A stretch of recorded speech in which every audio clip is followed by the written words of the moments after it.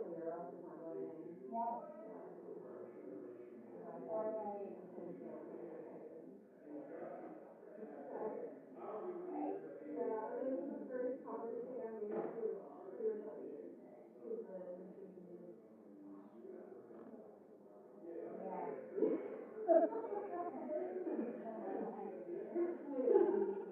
Yes. On Monday, I was sitting at home and I think it was like 8 o'clock and I was like, what if I just get in bed?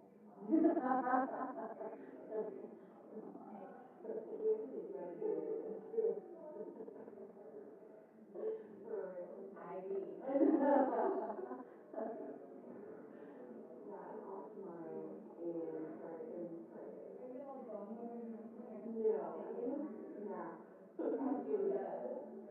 And like not look at anything. I'm just gonna listen to like a conversation with my dad. Like, I'm not gonna watch it until Monday or something, and then afterwards. I like kind of don't believe you. I think curiosity is going to I knew it come. started at 11 a.m.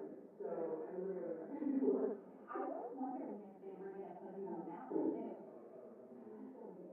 No, maybe here. Well, they postponed one day. Yeah, but I think maybe because like maybe she has to travel in. Oh. I don't know the dentist. Yeah. Yeah. No, I think. I'm not sure what it is. Or it's probably just yeah. I don't know. Hmm. Well, I don't know if it was them or if it was him. Like No, Cassie was he's supposed to like have a meeting with Oliver. no. Cassie was supposed to have a meeting with Oliver today, and they were like, "Can you let us know?" And Oliver was like, Like this person. "It's from Michigan." Yeah, like this is a duck. Yeah. Oh my god. So that's why I was like, I don't know how much it was their Oh, big moment as it was Sunday. yeah. Seems very hectic. Oh my god. So, It's like I was like I walked through it this morning. I was like, okay, fine. yeah. Flush, almost slippery. Yeah. That's not easy before if you walk through it. No. Mine's irresponsible. Oh, I mean it's really real quick. But there's a hole for me. No big deal. God. I'm wearing bra shorts now, but I did have tennis shoes on, and I still have hurt. I don't know. I've kind of worn them. Yep, I know. I just knew I'll be able to handle it, but I was like avoiding Texas for years, so I got rid of them. What do they Yeah. say? Just like short or boots all the time when it's cold. Get out of here. It's like my best dry and muddy like Christmas now. I'm also like sweating, but it's like freezing outside. Yeah. It doesn't work. Yeah, I'm stressed out because I thought when I was with Former Chair and our chairman from California, so Jennifer was from Washington, Yeah, I know. It's dragging. I was really excited about making it to Summit, but one of the secret is vacation calls into the room.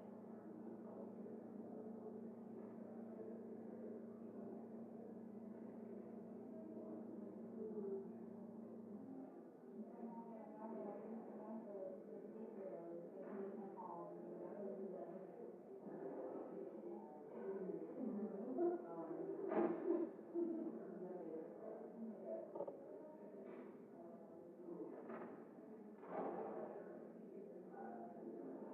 Went we went to dance last night with friends who just haven't been met, but we really excited.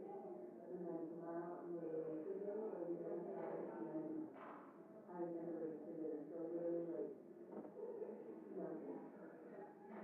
No work. Almost like I came to maybe start with that. You started next year. So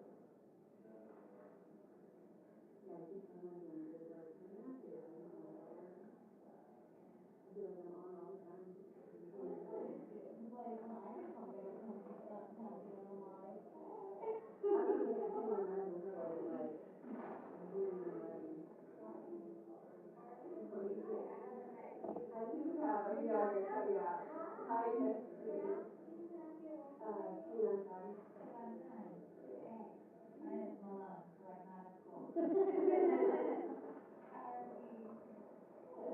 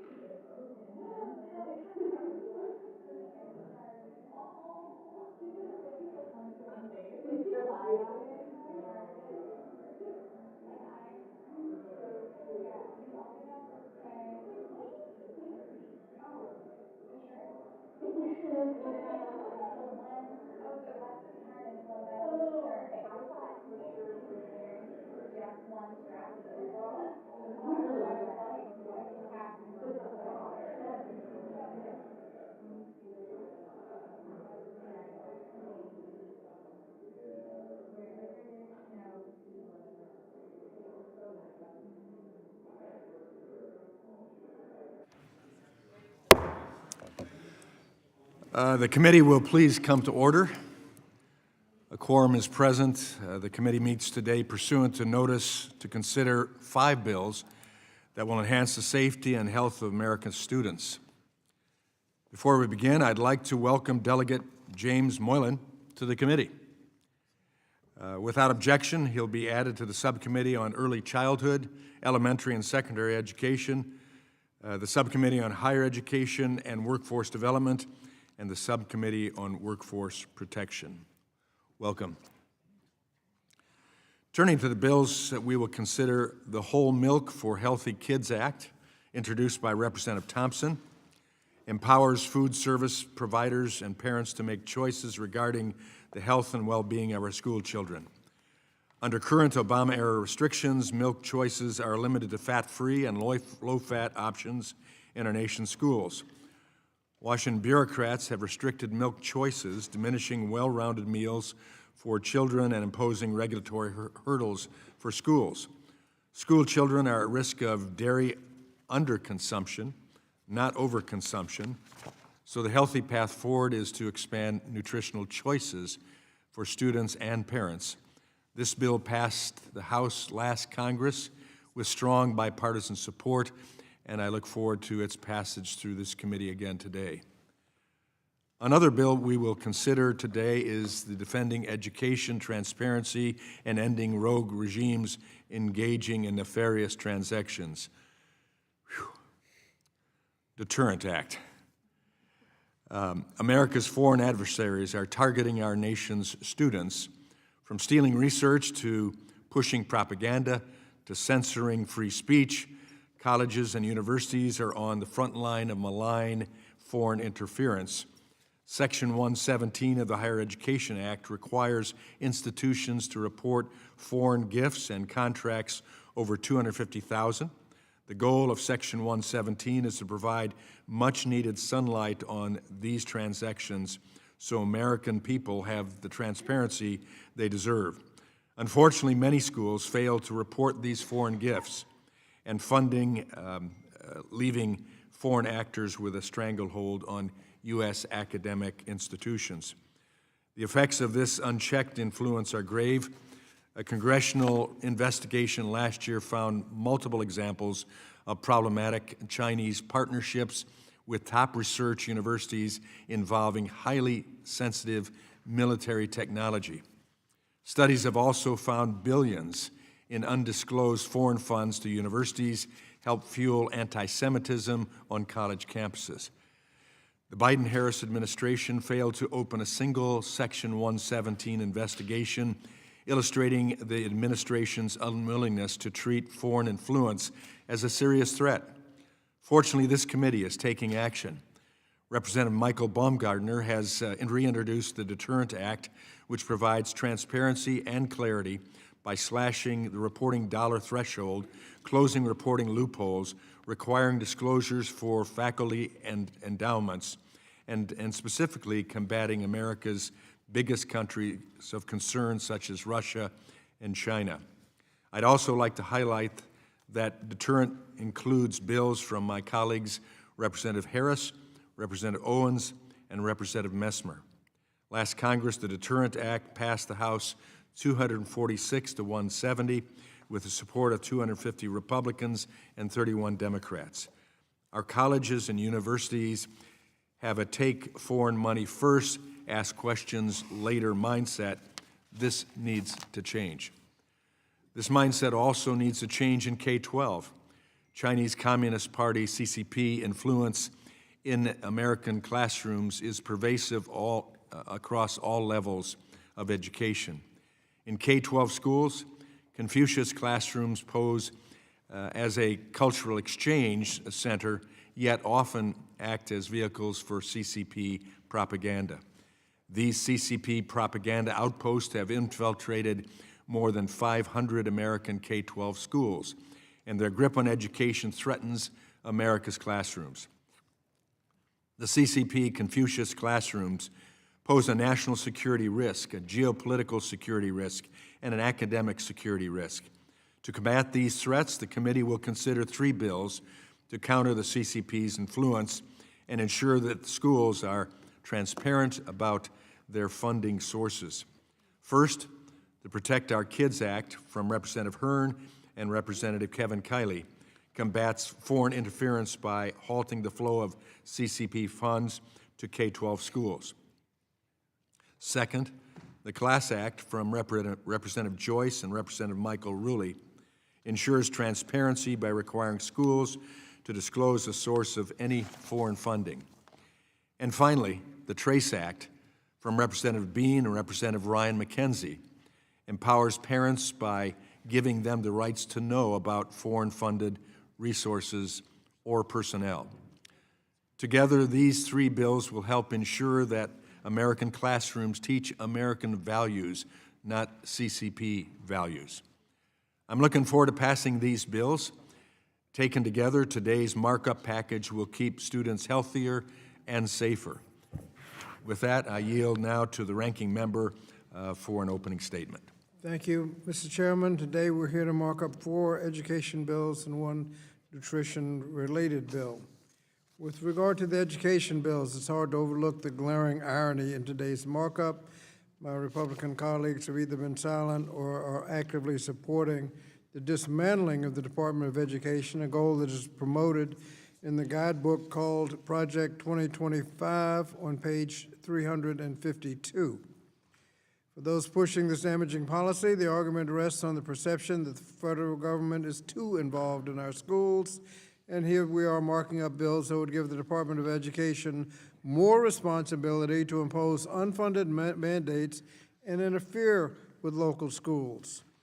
And we recently received disappointing school achievement scores from national achievement scores, and so the Republicans are responding by abolishing the Department of Education, but then what?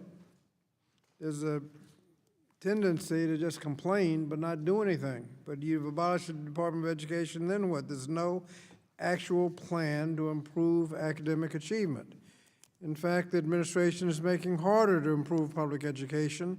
Earlier this week, the Trump administration permitted Elon Musk and the Department of Government Efficiency to sabotage the work of the Institute of Education Sciences, a place that produces high-quality research and is used to improve our public schools.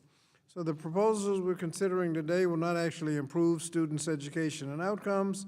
We're considering a series of bills that only add complexity and confusion and, frankly, are solutions in search of a problem. For example, H.R. 1048 creates an arbitrary, potentially discriminatory approach targeting certain countries and their researchers by focusing on nationality rather than security risks. This bill undermines the international collaborations that have historically advanced fields like health and technology. I've said before, we can address these concerns without undermining the trust between our institutions and our global partners. Next, H.R. 649 would allow whole milk to be served in school lunches, disregarding science-based nutrition standards, which are now developed not by the Obama administration, but by evidence-based recommendations from the Dietary Guidelines for Americans, the DGAs. These standards focus on the health of our children, but this bill undermines the efforts to align school meal programs with the latest science-based nutritional findings. It is especially disheartening that this legislation is being considered at a time when Republicans are reportedly considering significant cuts in SNAP benefits and the school meal program that would take free meals away from hungry children. Then there's H.R. 1069, which would place unnecessary restrictions on public schools if they've received any financial contributions, teaching materials, or other resources from China, or if there's no clear evidence that there is even any significant foreign influence in K through 12 schools, and this bill fails to address any actual threats, even if they did exist. H.R. 1005 and 1049 are just as problematic.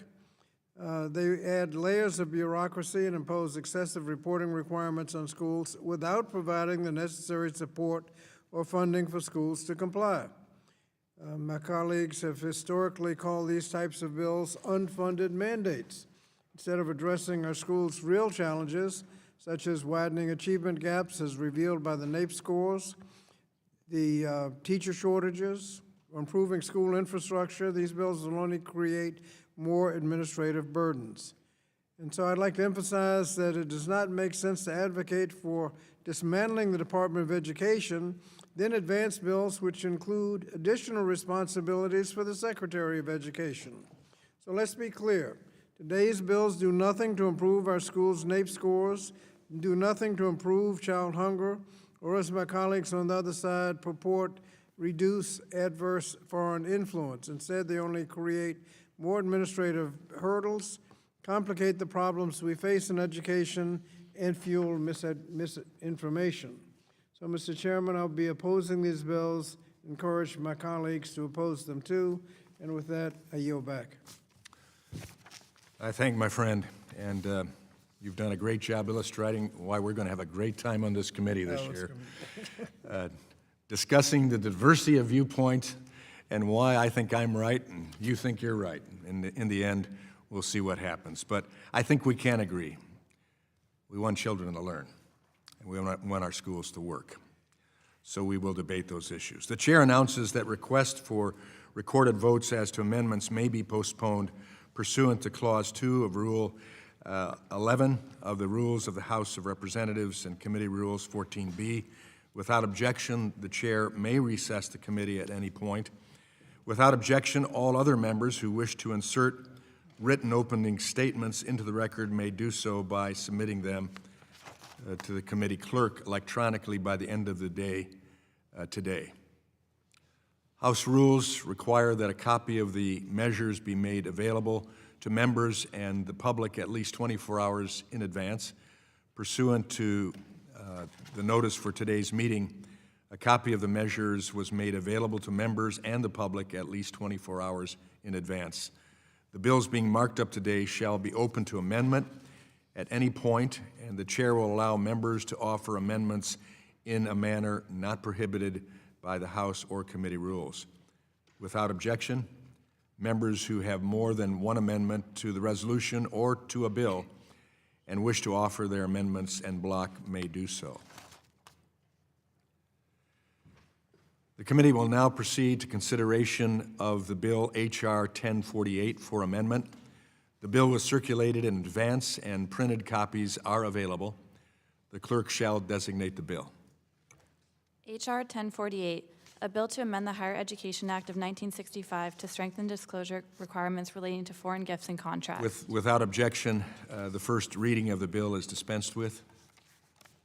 Without objection, the bill will be considered as read and open for amendment at any point, and any amendment offered shall be considered as read. Does anyone seek to be recognized? Mr. Baumgartner, for what purpose do you seek recognition? Mr. Chairman, I have an amendment at the desk titled Deterrence_01.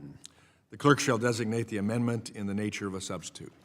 Amendment in the nature of a substitute to H.R. 1048 offered by Mr. Baumgartner of Washington.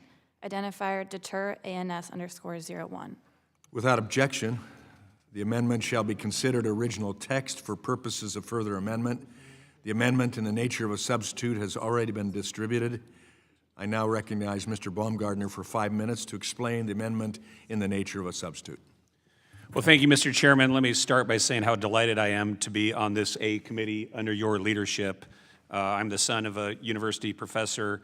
I had the opportunity to spend a year after my undergraduate education teaching at Catholic University of Mozambique, and then when I attended Harvard University, I was both a student of international development and then also a teaching fellow of international development, and have from time to time been a university lecturer on other issues, including at Sciences Po University in Paris on the issues of counterinsurgency.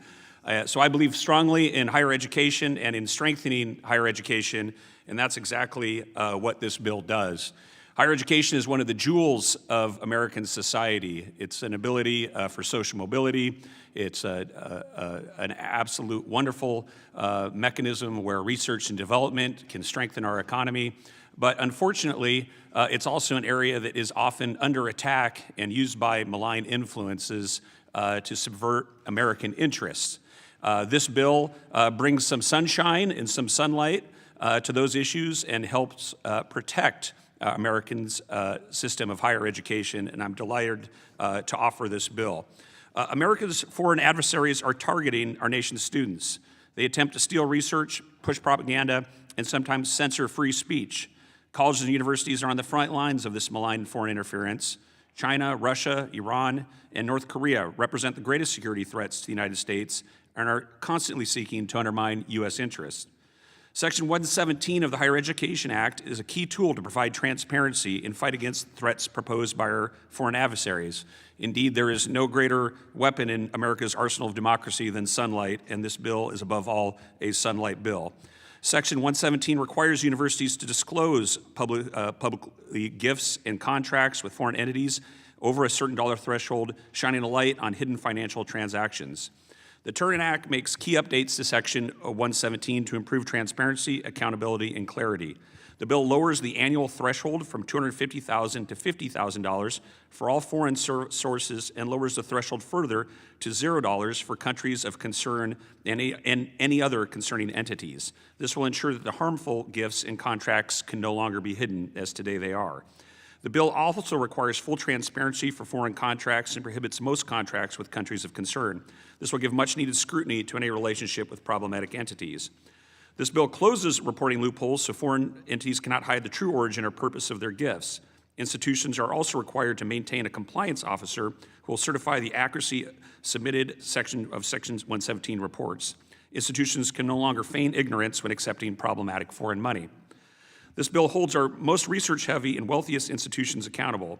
It requires public disclosure of foreign gifts to individual staffs at research-heavy institutions and also reveals foreign investments in the endowments of our largest private universities. Finally, the bill implements a stringent series of repercussions, including pulling federal student aid for colleges that remain non-compliant. It establishes a clear enforcement protocol, improves intergovernmental coordination, and makes sure Section 117 cannot be ignored. Bottom line, the Turin Act is a crucial step towards transparency, protecting American education and students from malicious foreign influence. And let me say that I believe strongly in the positive aspects of collaboration between American universities and foreign entities. In my own life, I remember visiting in Malawi a project on agroforestry between Washington State University and the University of Malawi, and it was a wonderful project that was helping research in both institutions. So there's a lot of good that happens when our universities and foreign entities collaborate, but there can also be a lot of bad. One only need look at the many examples of, from the Department of Justice of malign influence from the Chinese government with universities, but we don't know if that's all there is. There's not enough disclosure, there's not enough understanding of this important issue, and we need to prepare our universities and prepare the American people to understand how this works. So I urge my colleagues on both sides of the aisle to support this bill. I know there is a reference to Project 2025, and what's going on right now with the Department of Education. This bill has been introduced previously, has nothing to do with Project 2025. This is just, the bottom line, a good sunlight bill for a very, very serious problem. I yield the remainder of my time. I thank the gentleman. For further discussion, I recognize the gentlelady from Atlanta, Ms. McBath. Thank you, Chairman Mulberg. You know, I understand and I do appreciate the intent behind the Deterrent Act. But if House Republicans and the President truly want to lead in America, and they want America to lead, they must permanently reverse the cuts to the National Institutes of Health and restore full funding to our clinics, our universities, and our medical centers around the country.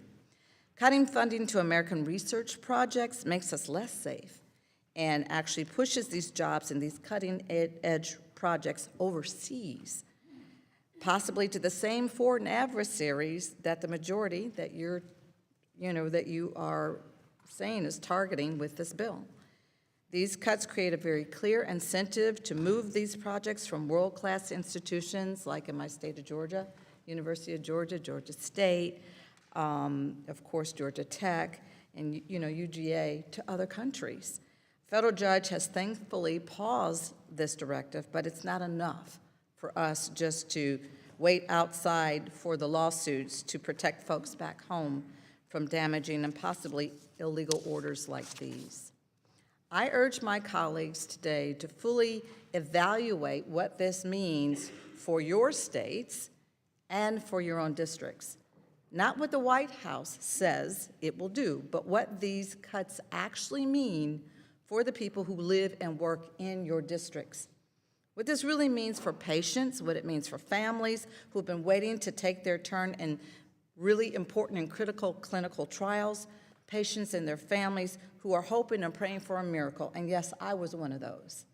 When I was diagnosed with my second bout of breast cancer, I had the privilege of taking part in a clinical trial at the University of Alabama in Birmingham. And without that care that I received in that clinical trial, the funding that is now being halted, I might not be sitting here before you today.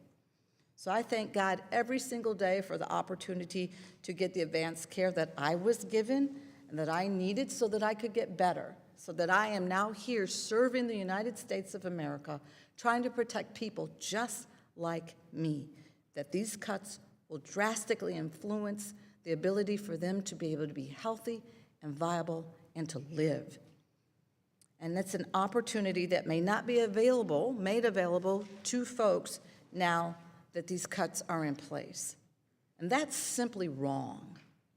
So I encourage all of my colleagues to oppose this bill and all the other misguided efforts that make America less competitive on the world stage and less healthy here at home. And I yield back. Thank the gentlelady. I now recognize the gentleman from Pennsylvania, Mr. Thompson. Well, thank you, Mr. Chairman. The Deterrent Act before us today, which is what we're to be talking about, is an important step towards protecting our national security. Our nation is home to many of the top academic institutions in the world, leading the way on groundbreaking research in healthcare, energy production, engineering, agriculture, and more. Unfortunately, that makes these institutions prime targets for foreign adversaries to exert their influence and potentially compromise American research and intellectual property. The Deterrent Act will help mitigate these threats by increasing transparency in foreign investments, closely scrutinizing any gifts or contracts from our adversaries, and implementing concrete enforcement actions for noncompliance. Of course, for any of these policies to have an impact, institutions must accurately report required information under Section 117. Many colleges and universities in my district have told me that the current reporting system at the Department of Education is outdated, burdensome, and difficult to interact with. Additionally, for larger institutions with higher volumes of reporting, allowing only one individual to submit all of the necessary information creates needless headaches, in many cases can delay the reporting of this information. For these reasons, I am glad to see this legislation includes provisions that I've championed to streamline reporting, provide better technical assistance to institutions, and ensure larger institutions are able to comply with this mandate.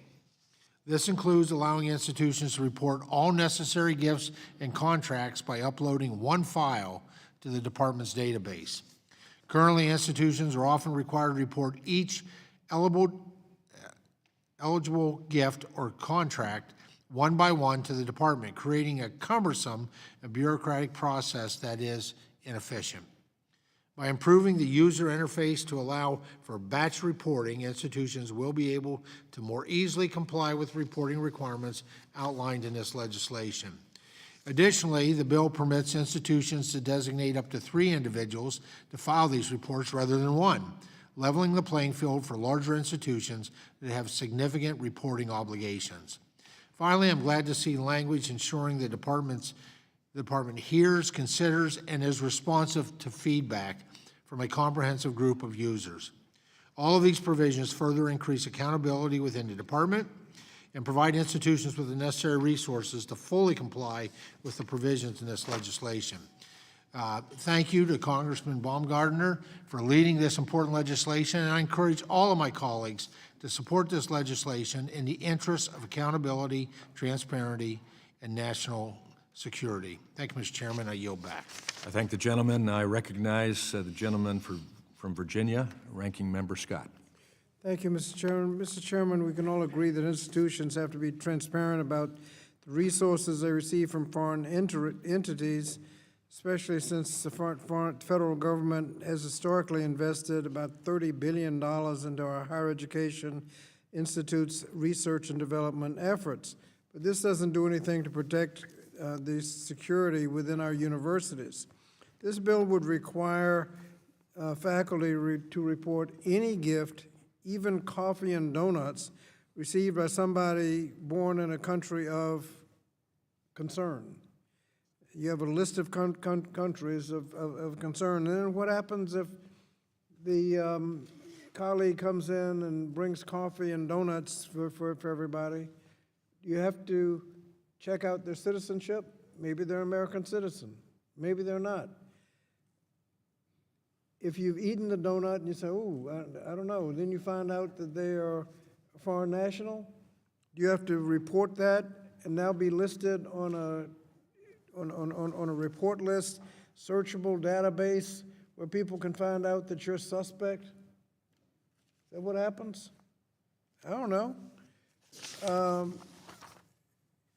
We need to make sure that we can actually implement this bill if it ever becomes law. It's curious that you all want to get rid of the Department of Education. Who's going to implement it after you do that? This is just an overkill. We can deal with influence from foreign governments. We can list gifts of any significance, but a zero limit, that is coffee and donuts included, is a ridiculous way to pass legislation, and I would hope that we would defeat the substitute and the bill. I thank the gentleman. I just ask that we have whole milk with that donut. You'll have your chance in a minute. I now recognize the gentleman from Utah, the vice chair of this committee, Representative Owens. Thank you, Mr. Chair. Imagine that a prestigious American university, one that prides itself on academic freedom and innovation, is quietly funneling millions of dollars into investments tied to Chinese Communist Party, Russian oligarchs, or Iranian regime. Imagine that while students are being taught about democracy and free thought, their tuition dollars are helping fund governments that actively work against these same very ideals. This isn't hypothetical, it's happening right now. That's why we need the Deterrent Act, a critical step toward bolstering our national security and bringing much-needed transparency to higher education. I'm especially proud of my legislation. The Reporting on Investments in Foreign Adversaries Act is included in this bill, ensuring that we take strong action to protect our educational system from foreign influence.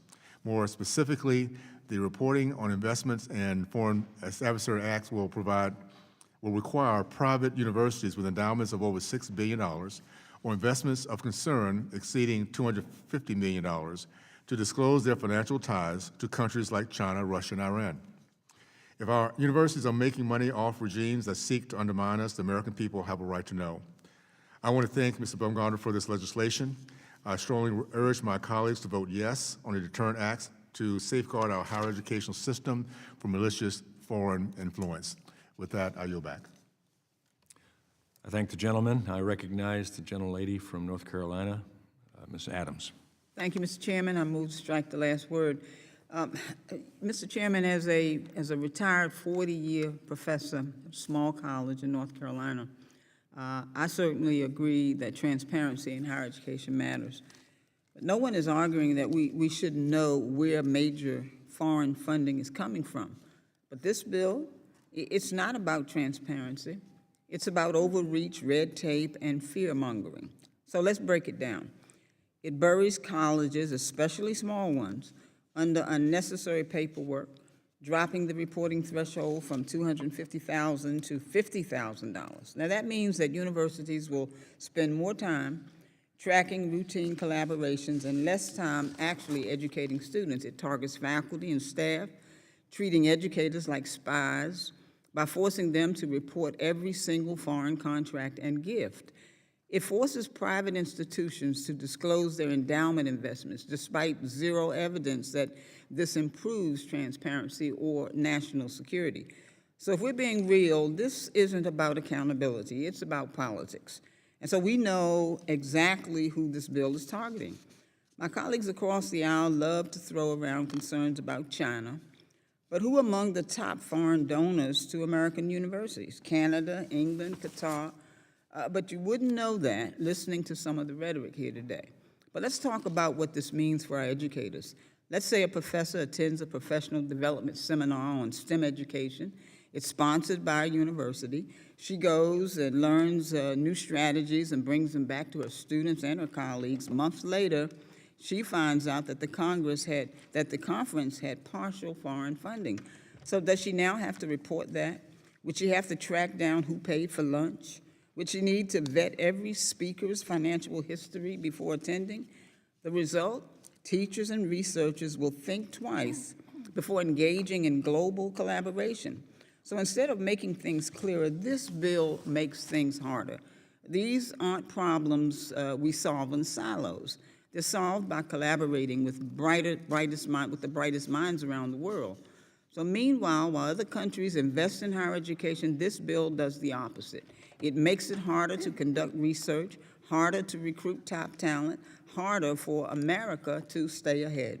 So if we're serious about national security and academic integrity, let's focus on smart, targeted solutions, not blanket restrictions. For this reason, I urge my colleagues to vote no on this bill. Thank you. I yield back. I thank the gentlelady, and I recognize the gentleman from North Carolina, Representative Harris. Thank you, Mr. Chairman. Colleges and universities are becoming battlefields for influence over our next generation of leaders, and America is allowing our adversaries to gain ground with every foreign dollar. Every year, funds from countries all around the world pour into American institutions. In 2021 alone, U.S. colleges and universities received $1.1 billion in international gifts and contracts. These countries do not have America's best interest in mind, and every one of their dollars could come with strings attached. This is a national security emergency that must be addressed immediately. Today, I'm grateful that we're considering the Deterrent Act, legislation that will crack down on foreign involvement in the U.S. education system by strengthening requirements for colleges to report foreign gifts and contracts. Students, parents, and taxpayers have a right to know the financial ties of these universities. The veil will be lifted, and there will be no more under-the-table deals that leave Americans in the dark. This bill includes language from my own legislation, the No Contracts with Foreign Adversaries Act, which requires a college or university to be transparent about the reason that they might want to contract with, say, China, Russia, North Korea, or Iran. Countries currently designed by our government as, quote, countries of concern. The Wall Street Journal reported that over the last 12 years, U.S. schools had nearly 3,000 contracts with China valued at $2.32 billion. The question is why? Are our institutions strapped for cash? I mean, with a collective $927 billion in endowments and trillions of taxpayer dollars lining the pockets of institutions through student loans, that hardly seems likely. So why do our most elite institutions accept payments from our geopolitical enemies? Under the first Trump administration, the Department of Education investigated and uncovered $6.5 billion in previously unreported money from adversarial countries to the coffers of universities. Who knows what Trump's Department of Education will uncover this time, especially since President Biden's administration did not open a single investigation in 4 years, completely disregarding current law. I wonder why. Maybe it has to do with the $14 million donated to the Penn Biden Center from unnamed Chinese sources. While it's true there could be an academic purpose for a partnership with a country like China or Russia, but these partnerships cannot come at the expense of our national security, research integrity, or future generations. The Deterrent Act strengthens current law by raising the reporting standards and providing a real enforcement mechanism if schools try to shirk their responsibility to students across this country. I urge all of my colleagues to support the Deterrent Act, and Chairman, with that, I yield back. I thank the gentleman. I now recognize the gentlelady from Oregon, Representative Bonamici. Thank you, Chairman Wahlberg. I move to strike the last word. I want to align myself with the comments of Ranking Member Scott and also Representatives McBath and Adams regarding the Deterrent Act. I also want to welcome to the committee our new colleague from the Pacific Northwest. Thank you for your positive words about higher education. But I want to note that I've spoken with many universities over the past couple of weeks, and I question the priority here today, because with the massive cuts to the not only NIH, as Representative McBath mentioned, but also to the National Science Foundation, our universities across the country are extremely concerned about what this means to ongoing research and research in the future. So if I understand that this bill talks about protecting research collaboration, but I tell you, I'm not sure how many researchers are going to be left with whom to collaborate if this research funding is cut. I also I'm a little bit baffled by the comments about national security when we have right now the feeding to the wood chipper, I believe, as Elon Musk mentioned, of USAID, which is not just a humanitarian organization, it is a national security issue. People who work for USAID are ears and eyes on the ground around the world, and shuttering that agency will be devastating for national security as well as our standing in the world. So I question the priorities today. I hope that we can talk about improving higher education by supporting research, by making higher education more affordable, and I yield back the balance of my time. I thank the gentlelady. Now I recognize the gentleman from Indiana, Representative Messmer. Thank you, Mr. Chairman. Today I'd like to speak in support of H.R. 1048, the Deterrent Act, a bill that addresses a key national security vulnerability in our higher education institutions, our foreign adversaries' influence peddling via gift-giving loopholes. I especially support the provision of this bill, lowering the reporting threshold for all foreign funding to higher education institutions from $250,000 to $50,000, and requiring reporting of any foreign source gifts from China, Russia, North Korea, and Iran. When I was in the Indiana Senate, I worked with our Attorney General to pass into law a bipartisan bill that required all foreign funding disclosure reporting to the AG from our colleges, similar to what is required by federal law. I'm honored to have legislation language that I've introduced into this bill. Section 117, subsection E of the Deterrent Act includes language from H.R. 1018, the Instruct Act, requiring more interagency information sharing between the Department of Education and our intelligence agencies and the broader departmental interagency. Any disclosure report received by the Secretary of Education must be shared no later than 90 days to cabinet members across the interagency with equity in protecting our higher education institutions, including the FBI, DNI, CIA, DOS, the DOD, DOJ, the DOC, DHS, the DOE, NSF, and the NIH. The Deterrent Act will also include language from the Instruct Act requiring a report from the GAO 3 years after the bill enactment that would require a study on ways to improve intergovernmental agency coordination regarding the implementation and enforcement of the Deterrent Act. If passed, I look forward to maintaining congressional oversight on the enactment of these reporting requirements and ways to improve the process on enforcement and information sharing compliance. I look forward to continuing to work with the members of this committee on protecting our schools, our students, from any influence that seeks to lessen their educational experience and value. Thank you, Mr. Chairman, and with that, I yield back. I thank the gentleman. Are there any other members who wish to be recognized? Oh, excuse me, there is one. There'll be two now. Representative I recognize the representative from New York, Representative Mannion. Thank you, Mr. Chair. Question for the sponsor of the amendment. As allowed in these proceedings, Elon Musk has committed $100 million for the establishment of a new university in Texas, and I would assume that if the Deterrent Act is passed into law, that prior to the establishment of that university, he would be subjected to disclosure of his interactions with the People's Republic of China. Is that true? Gentlemen wish to respond? Well, if passed into law, the measure would apply to all universities. But I would also add that nothing in this act cuts any funding from any universities. Thank you. Yield back. I thank the gentleman. Now I recognize the gentlelady, Representative Hayes. Thank you.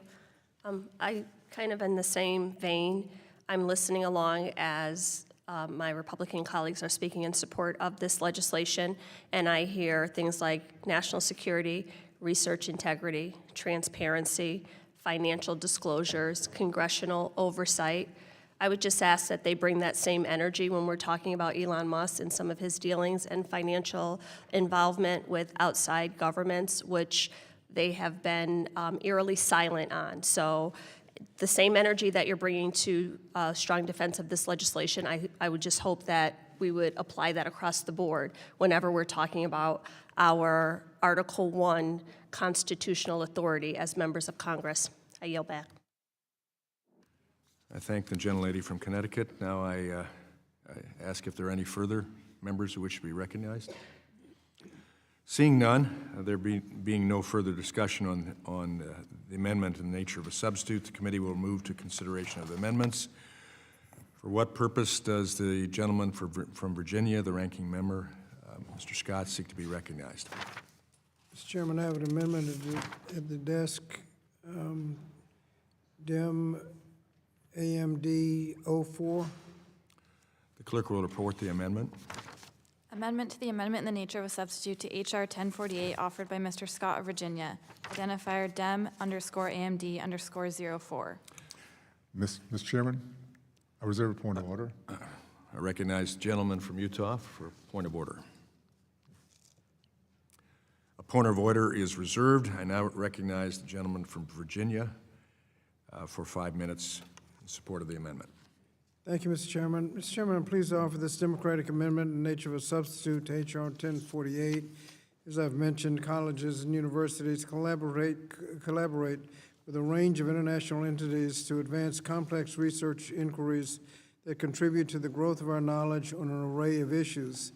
These international partnerships allow for a diverse range of perspectives and resources that help make bold strides in health science and technology. My Democratic colleagues and I remain committed to ensuring that institutions have resources to safeguard their work from undue foreign influence. While I appreciate the majority's interest in addressing this important issue, it is clear that their proposal is far too extreme and does not actually promote international compliance.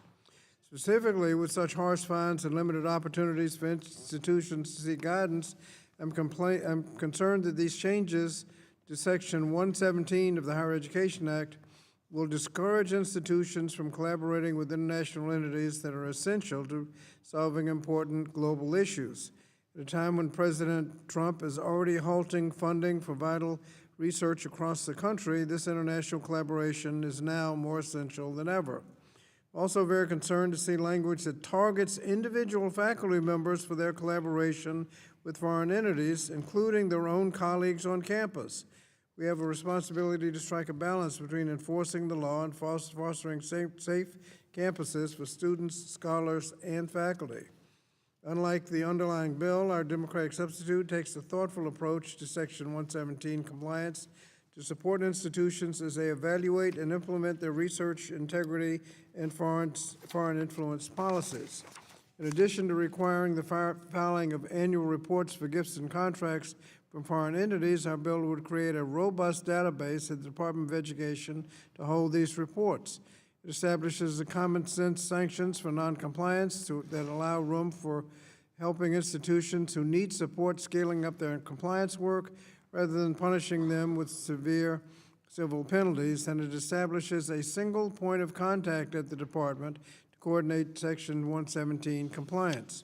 Democratic substitute also builds on the robust work being done through the implementation of the CHIPS and Science Act and the Presidential Memorandum on Government-Supported Research and Development, a national security policy guidance by aligning reporting requirements to those of other federal agencies and requiring the Secretary of Education to go through negotiated rulemaking to address key implementation aspects of Section 117, including common sense thresholds that would not require reporting a gift of a cup of coffee. I urge my colleagues to support the Democratic substitute rather than the underlying bill to enhance institutions' ability to protect against foreign influence while supporting international collaboration. I yield back. I thank the gentleman. Does the gentleman from Utah insist on a point of order? Mr. Chairman, I withdraw my point of order. Thank you. Does anyone else seek recognition on the amendment? Yes, Mr. Speaker. Recognize the gentlelady from North Carolina. Thank you, Mr. Chairman. I would like to offer an amendment in the nature of a substitute, DEM. We're still on All right, Representative okay. Scott's amendment. I withdraw that right now. Thank you. I now recognize myself for 5 minutes in opposition to the amendment. Instead of taking the threat of foreign influence seriously, this amendment is a mere slap on the wrist and includes gaping disclosure loopholes. This is insufficient to protect our students and institutions from our worst adversaries.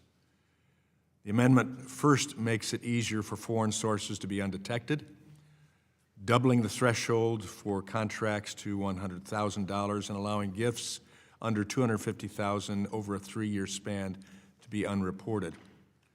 Bad actors will seek any possible way to avoid transparency about their attempts to harm America through their influence over American post-secondary education.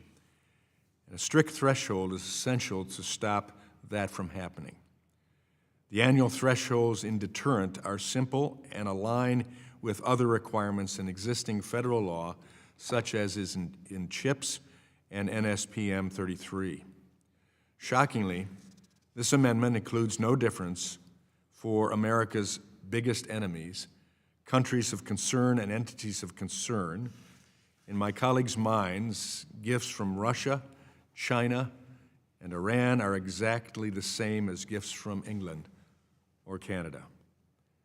I find it alarming that my colleagues are trying to make it easier for countries of concern to find ways to influence our universities. I want to remind everyone here that deterrent uses a tailored list of countries and individuals pulled from existing law that have a proven track record of being security threats and actively working against the United States and actually naming themselves as enemies of the United States. The Democrat ANS also has terrible carve-outs that provide gaping loopholes for cunning adversaries. The amendment prevents disclosure of the names of foreign sources and the names of who at the institution is receiving the gift, and also exempts all clinical trials. These loopholes will make it easier for foreign sources to conceal their relationships, rendering disclosure all but useless. Simple transparency is the best way to ensure partnerships are as good as institutions claim. Finally, the Democrats provide no real incentive for schools to comply. Their fines for violations go as low as $250. After 3 consecutive years of violations, the Democrat fine only goes up to the full amount of the gift. This is a laughable drop in the bucket compared to the billions in foreign checkbooks. Money talks, and institutions need to know Section 117 cannot be ignored. We have already seen institutions fail to disclose billions in the past, and this paltry fine has no real consequences. It's time to take foreign influences seriously. I stand against this amendment, and I yield back. Is there further debate on the amendment? If not, the question is on the amendment by the gentleman from Virginia. All in favor, say aye. Aye. All opposed, no. No. In the opinion of the chair, the noes have it, and the amendment is not agreed to. Chairman, I recognize the gentleman from Virginia. I'd request the roll call vote. A roll call a vote is ordered. Pursuant to the chair's previous announcement, this vote will be postponed. Are there any further amendments to the amendment in the nature of a substitute to H.R. 1048? Mr. Chair, I have an amendment. I recognize the gentlelady from North Carolina for purpose of amendment. Thank you. I'd like to offer an amendment, DEM AMD 03. I would like to offer this amendment because it aims to address something that I hope we can all agree on, protecting sensitive. Does the gentleman from Utah question? Yes, Mr. Chairman, I reserve a point of order. Read here first. I ask clerk to designate the amendment. Oh, okay. Amendment to the amendment in the nature of a substitute to H.R. 1048 offered by Ms. Adams of North Carolina. Identifier DEM_AMD_03. Mr. Chairman, I now recognize the gentleman from Utah. I reserve a point of order. The gentleman from Utah reserves a point of order. And now I recognize the gentlelady from North Carolina. Thank you, Mr. Chairman. I would like to offer this amendment because it aims to address something that I hope we can all agree on, protecting sensitive data. I'm deeply concerned by the gross privacy violations that we are currently witnessing by DOJ, Elon Musk, and his minions across the federal government. I'm further concerned that these privacy violations, if continued at the Department of Education, will enable important foreign influence work could be hijacked by outside officials with personal or political, not national security motivations. My amendment would simply require a Department of Education employee, not a DOJ employee, not a political appointee, to serve as the designated point of contact for Section 117 compliance. This position would be responsible for receiving and analyzing all data regarding colleges, foreign gifts, and contracts, relaying said information to relevant national security agencies, and supporting colleges in remaining compliant with the law. The amendment would also require this point of contact to adhere to a strict conflict of interest policy to ensure the integrity of the oversight work necessary in the role. It's no secret that Elon Musk and his businesses have deep ties to China, a country that H.R. 1048 defines as a country of concern. We cannot have someone like this or their so-called organization in charge of protecting against foreign influence. Americans are actively witnessing a deeply alarming trend of DOJ continuing to devalue, disrupt, dismantle the work of civil servants and federal agencies. So I don't want to see this important policy fall prey to these same attacks. And to that end, Mr. Chair, I urge my colleagues to keep this data secure and support my amendment. I yield back. I thank the gentlelady. Does the gentleman from Utah insist on the point of order? Mr. Chair, I withdraw the point of order. The point of order is withdrawn. Does anyone else seek recognition on the amendment?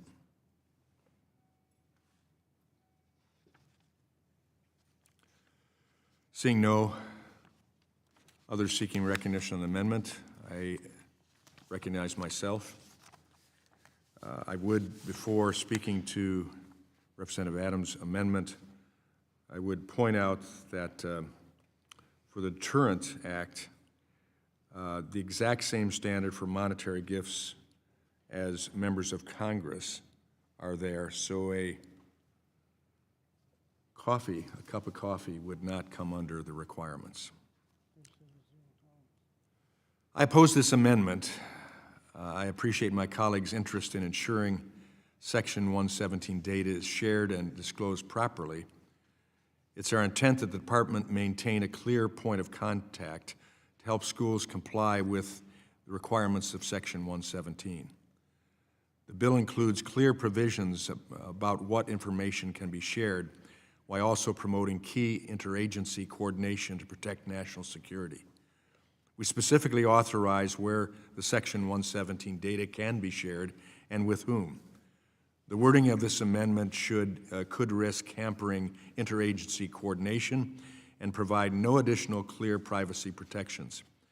I urge my colleagues to oppose this amendment and support the underlying bill. Thank you, and I yield back.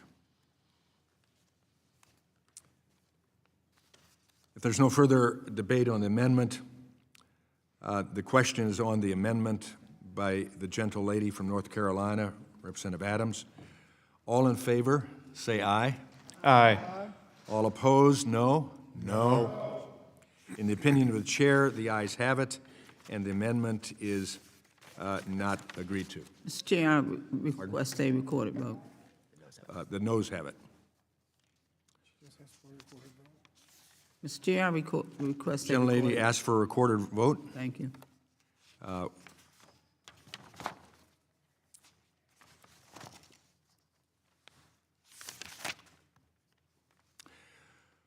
roll call vote is ordered. Pursuant to the chair's previous announcement, this vote will be postponed. Are there any further amendments to the amendment in the nature of a substitute to H.R. 1048? Mr. Chair, I have an amendment at the desk. The clerk will designate the amendment. Amendment to the amendment in the nature of a substitute to H.R. 1048 offered by Ms. Lee of Pennsylvania. Identifier Dem_AMD_02. Mr. Chairman, The gentleman from Utah is recognized.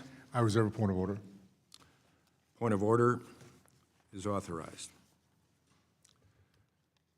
Now I recognize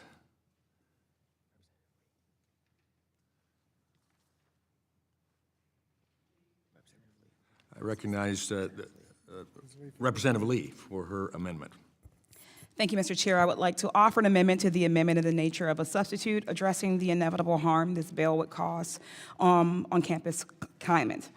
The Deterrent Act is a recipe for more xenophobia, more discrimination, and more profiling of international students and students of color. If enacted, my amendment will require the Government Accountability Office to study whether this bill fuels hostility on campuses and undermines the international research partnerships that keep America at the forefront of innovation. And while it's critical for GAO to investigate this bill, those of us who are Black or brown or from immigrant communities already know what GAO will find. We've endured policies like these for generations. From McCarthy-era loyalty oaths targeting immigrant scholars to domestic terrorism investigations of students, Black power organizers, to post-9/11 surveillance of Muslim students. American history is full of moments where the government has used fear and national security to justify discrimination on campuses. President Trump's first term gave us yet another example. His China initiative also claimed to be about national security, but in reality it encouraged racial profiling, wrongful investigations, and mass surveillance of students and scholars simply because of their ethnicity. Now, the Trump administration is moving to revoke visas for students expressing their rights under the First Amendment. These actions aren't about combating espionage or foreign influence. They're about intimidation, silencing marginalized voices, and creating an atmosphere of fear. When students watch their peers be surveilled, harassed, or driven out, the message is clear. You don't belong. You're not wanted here. That's why I introduced the Creating Positive College Campus Racial Climates Act, legislation to hold colleges accountable for creating safe and inclusive environments. This bill requires schools to inform students of their rights, report discrimination data transparently, and conduct regular campus climate assessments. So we're not relying on anecdotal evidence alone to understand the marginalization students of color and international students experience daily. We know that many students of color regularly face bias, harassment, and isolation on campus, but too often, schools sweep it under the rug. Right now, there's no consistent way to track how often discrimination happens, how schools respond, or whether students even know how to report it. If colleges don't measure the problem, they'll never fix it. The Campus Act makes sure they do. As members of Congress, we have a responsibility to ensure that every student, faculty member, no matter where they come from, can live, work, and study in environments free from xenophobia and racial profiling. Colleges and universities don't just benefit from international students and scholars, they depend on it. Their research, their work, and their contributions make our country stronger and more competitive on the world stage. A welcoming, diverse, and inclusive campus climate is what allows colleges to keep producing the breakthroughs and innovations that push our country forward. The Deterrent Act takes us in the opposite direction. If my colleagues across the aisle are confident this bill won't fuel discrimination or harm international research, then they should have no problem supporting my amendment. I urge my colleagues for their support. I yield back.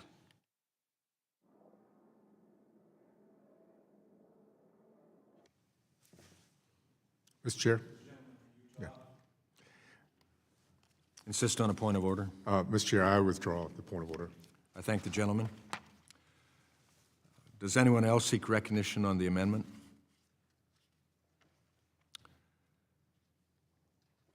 If none, then I recognize myself for 5 minutes to speak in opposition to this amendment. Arguments from my Democrat colleagues assume that deterrent will harm beneficial international collaboration and harm international students. This couldn't be further from the truth. The Deterrent Act asks for common sense disclosures such as the intended purpose of the contract, the department responsible for the contract, and the length of the contract. Disclosing this information does not block beneficial partnerships with our allies. Our goal is not to sow seeds of paranoia or distrust, but rather recognize the way American collaboration has time and time again been exploited by other nations for their own self-interest. As President Reagan famously quipped, "Trust but verify." Countries and entities of concern have a proven track record of undermining U.S. interests. Other federal agencies and laws have recognized that these actors pose a unique threat to American safety. For contracts with countries and entities of concern, institutions can go through a waiver process so long as they disclose in a transparent fashion the contract text and purpose. If contracts are innocent, as institutions claim they should be, able to prove it to the American public. The Deterrent Act focuses only on foreign sources, not individuals based on a certain ethnicity or background. Also, the bill's provisions apply to all foreign countries, so nations in Europe, Africa, Asia, or anywhere else will be equally required to follow the law. Sadly, many of the victims of authoritarian and hostile regimes are in fact their own citizens. Many international students come to the U.S. hoping to escape the oppressiveness of their home country, but face what is known as transnational repression, thanks to unchecked influence of hostile regimes. Transparency is the best way to protect institutions, all students, and the American public from malign foreign actors. Students of all backgrounds should be able to study and learn without feeling watched or manipulated by foreign countries or entities. American institutions should represent the freedom to learn, discuss, and disagree. Curbing malign influence through the Deterrent Act is necessary to protect these ideals for all students. With that, I urge my colleagues to oppose this amendment and pass H.R. 1048. I yield back. For what does the gentlelady from Oregon seek recognition? Mr. Chairman, I'd move to strike the last, word and speak in support of the amendment. The gentlelady is recognized for 5 minutes. Thank you, Mr. Chairman. I just wanted to talk about an example of something that happened not that long ago, actually. A wrongfully accused faculty member at MIT. Here we have a primary example of how anxiety toward being racially profiled can impact a person's livelihood. In the case of Professor Dr. Gang Shen, who was, he had to walk away from his career as a scientific researcher because of what turned out to be false accusations of espionage.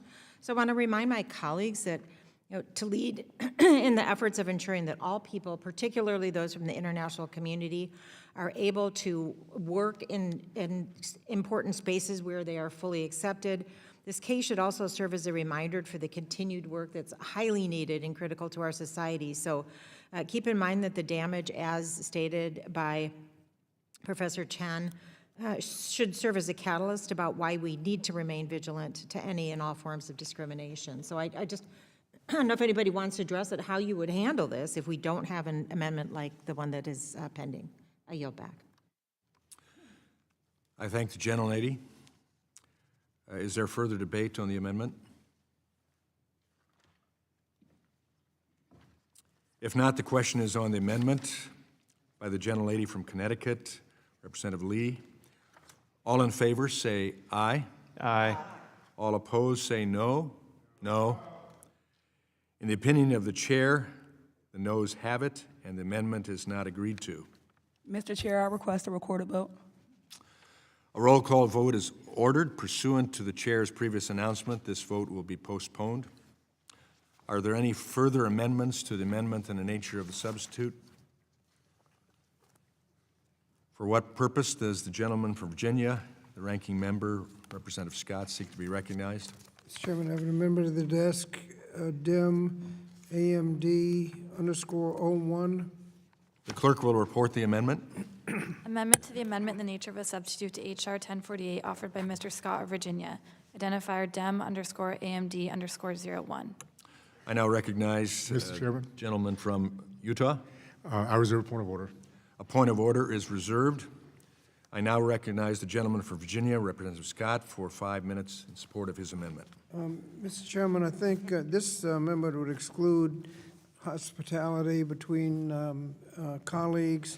I think your comments indicate that you probably support the idea, so I would hope you would support the amendment. The language you referred to of the minimum reporting is on page 25 of the bill, which says any gift received from a foreign source for the previous calendar year, the value of which is greater than the minimum as set forth in the U.S. Code that has the minimum, or is of undetermined value. So if you don't know what it is, even if it's under the value, you have to report it. This amendment would just say that you don't have to report hospitality, receptions, and things of that nature. And I'd hope we'd adopt the amendment based on your comments. I yield back. I thank the gentleman. Does the gentleman from Utah? The point of order is withdrawn. Does anyone else seek recognition on the amendment? Seeing none, I recognize myself to speak in opposition to this amendment. While I appreciate the spirit of this amendment, we need to be extremely careful when creating and expanding exemptions for foreign gifts. Exemptions for things such as widely attended events and receptions may seem reasonable, but it's critical to recognize that foreign adversaries with malicious motives will do anything and everything to exploit loopholes in statute when given the chance through vague language like personal hospitality.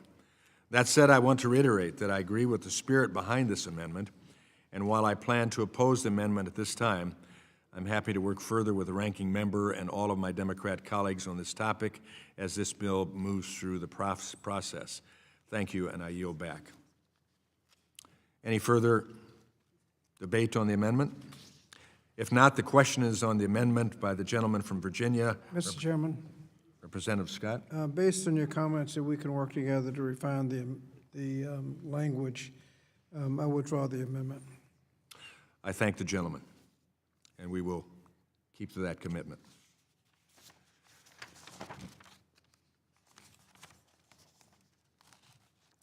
Are there any further amendments to the amendment in the nature of a substitute H.R. 1048?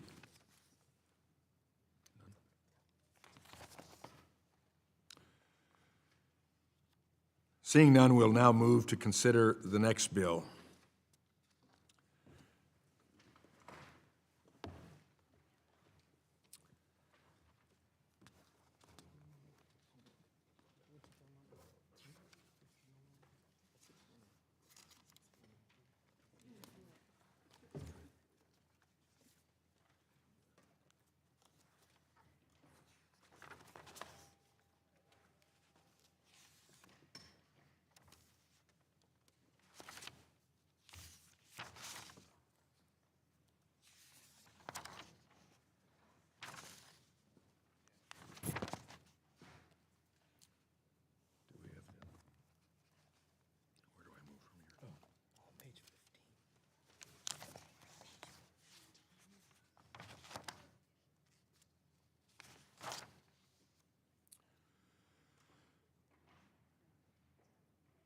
The committee will now proceed to consideration of Bill H.R. 649 for amendment.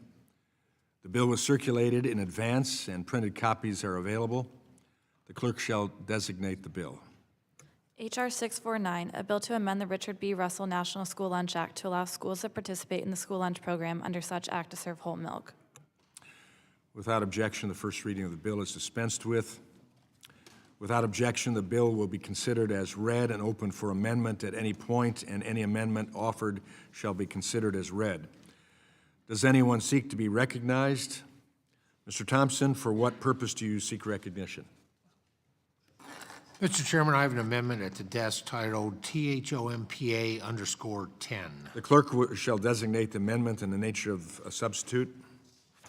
Amendment in the nature of a substitute to H.R. 649 offered by Mr. Thompson of Pennsylvania.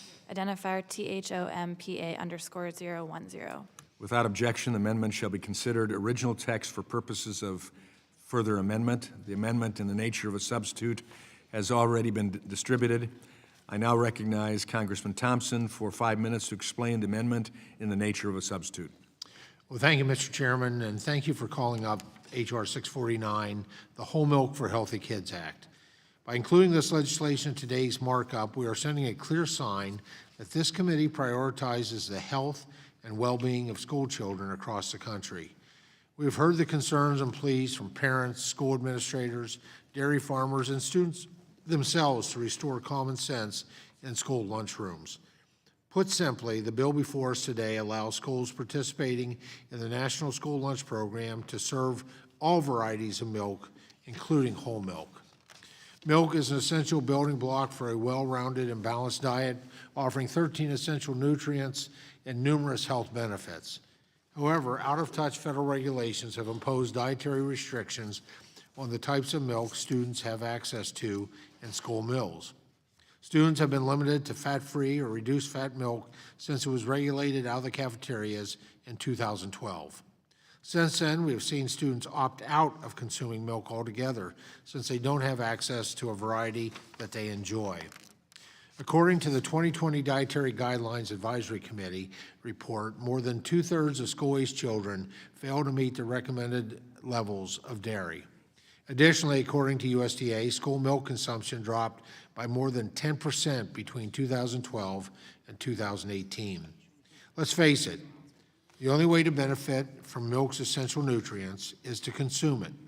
And when students turn away from milk, they often opt for far less healthy alternatives like sugar-sweetened, highly caffeinated beverages with little nutritional value.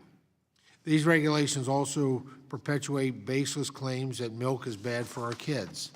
Research has shown time and time again that whole and 2% milk, by the way, whole is 3.5% milk fat, and 2% milk are not responsible for childhood obesity and other health concerns. In fact, these beverages are so nutritious that academic research consistently shows positive outcomes for kids who consume milk. Mr. Chairman, I ask for unanimous consent to insert into the record 16 academic studies and reports from researchers across the country and around the world. Without objection? Thank you. And hearing no objection, they'll be inserted. Okay, thank you.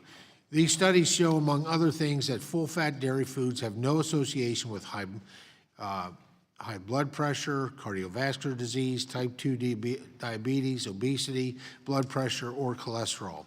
In fact, several of these studies show full-fat foods helped improve or lower negative health outcomes for kids who drank more full-fat dairy beverages. One of these reports includes research backed by the American Academy of Pediatrics and the American Heart Association recommending school-aged children and adolescents consume more fluid milk, knowing that kids nationwide have been missing out on essential nutrients in their diets because they no longer drink milk like in the past. I also ask for unanimous consent to insert into the record 2 letters of support for this legislation, which includes support from the National Milk Producers Federation, the International Dairy Foods Association, National Farmers Union, American Farm Bureau Federation, the Society of Metabolic Health Practitioners, and the Nutrition Coalition.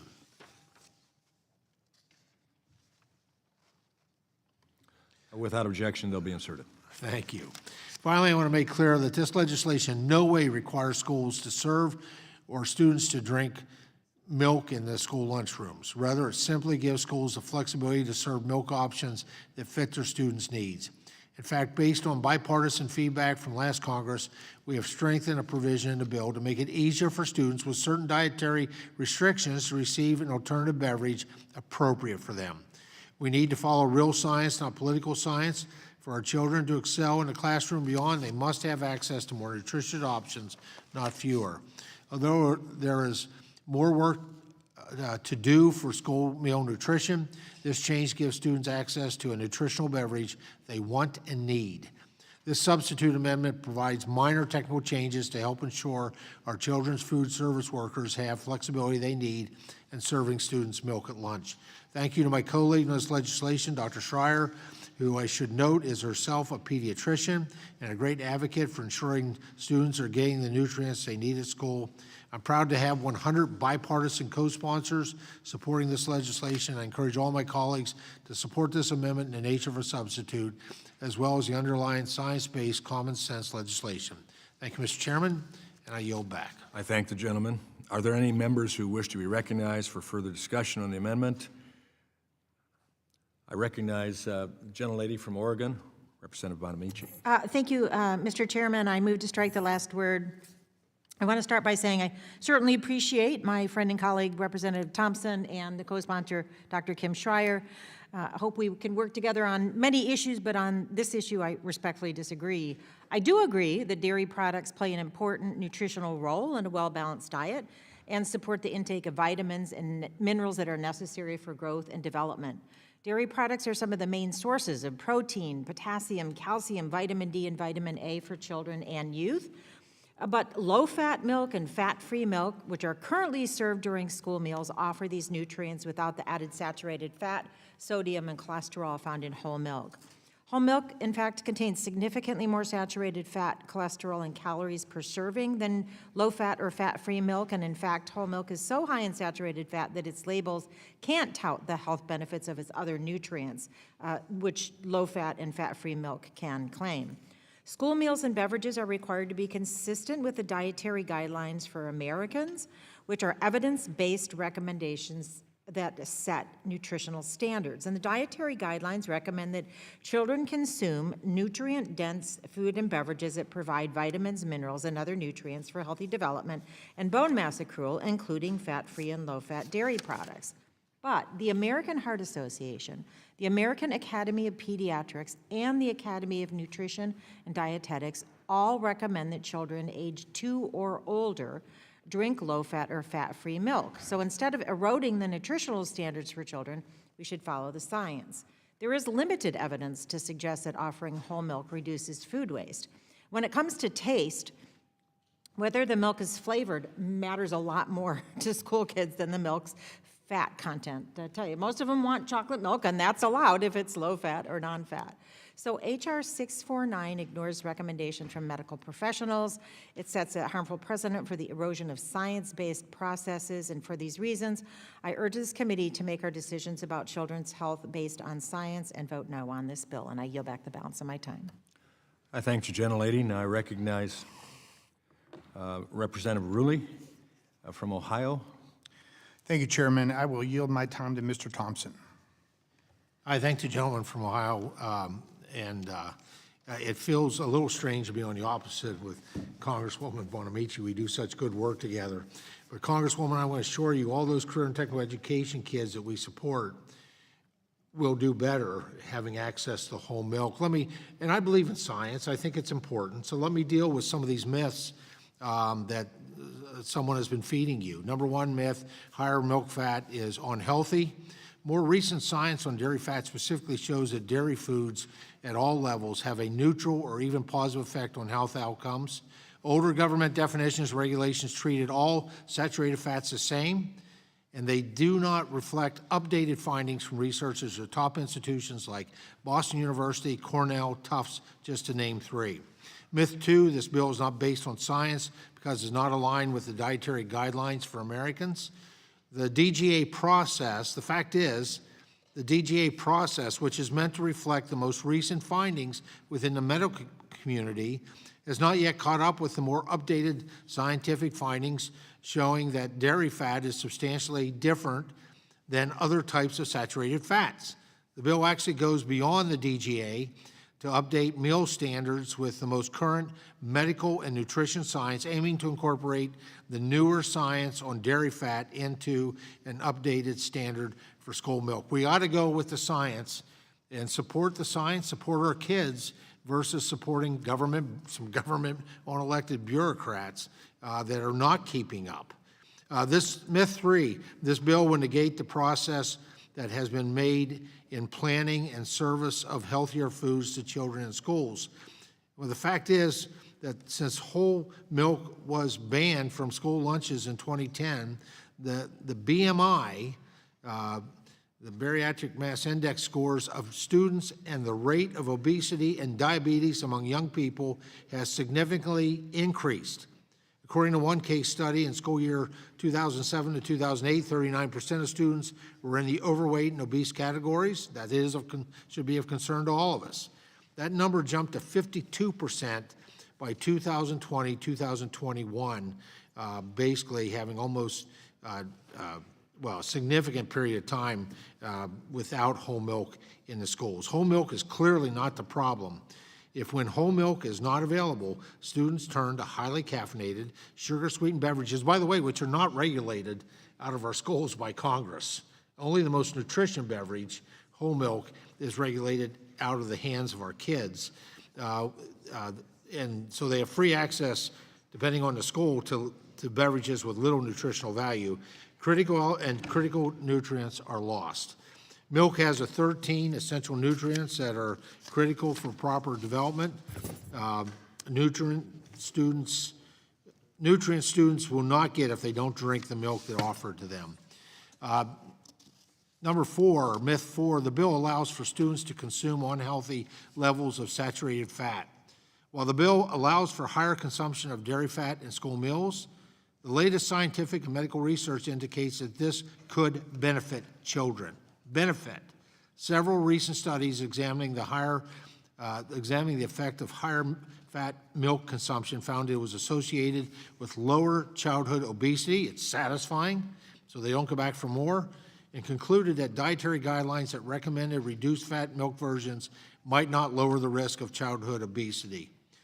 Higher consumption of full-fat dairy has been shown to be associated with lower risk of total body fat mass in children and increases satiety in students' consumption.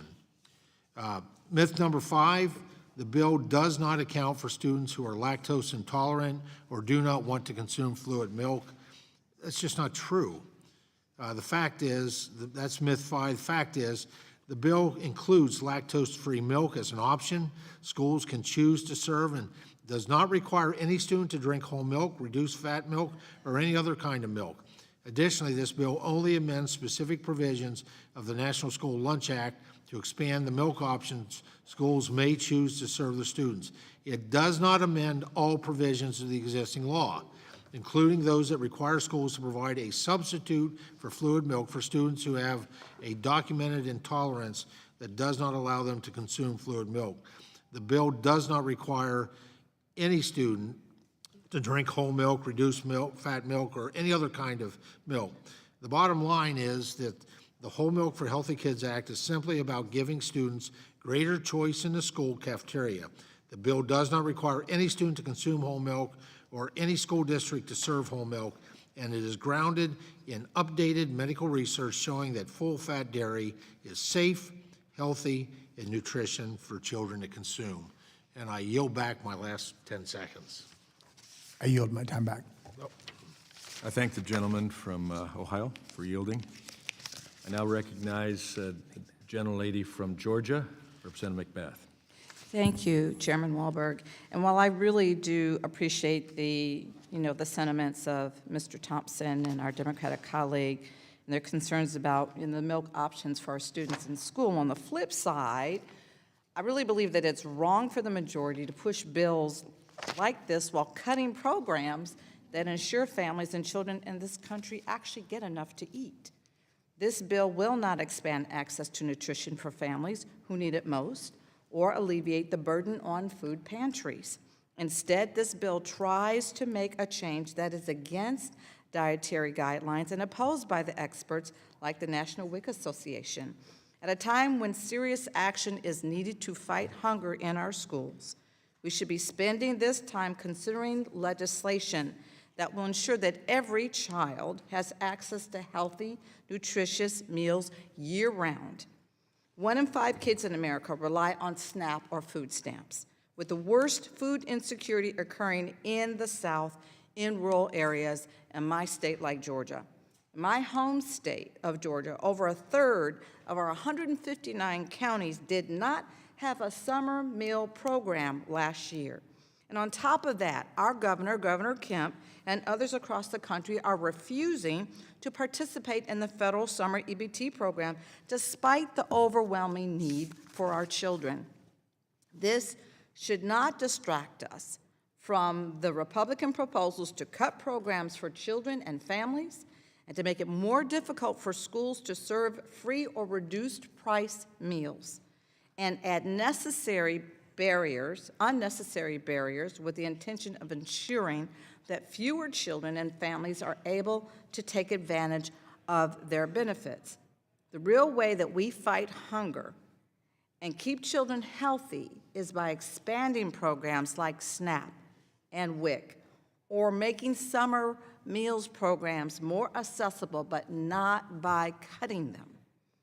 There is no reason for any child in this country, the greatest country on earth, the most powerful country on earth, to go hungry during the summer program.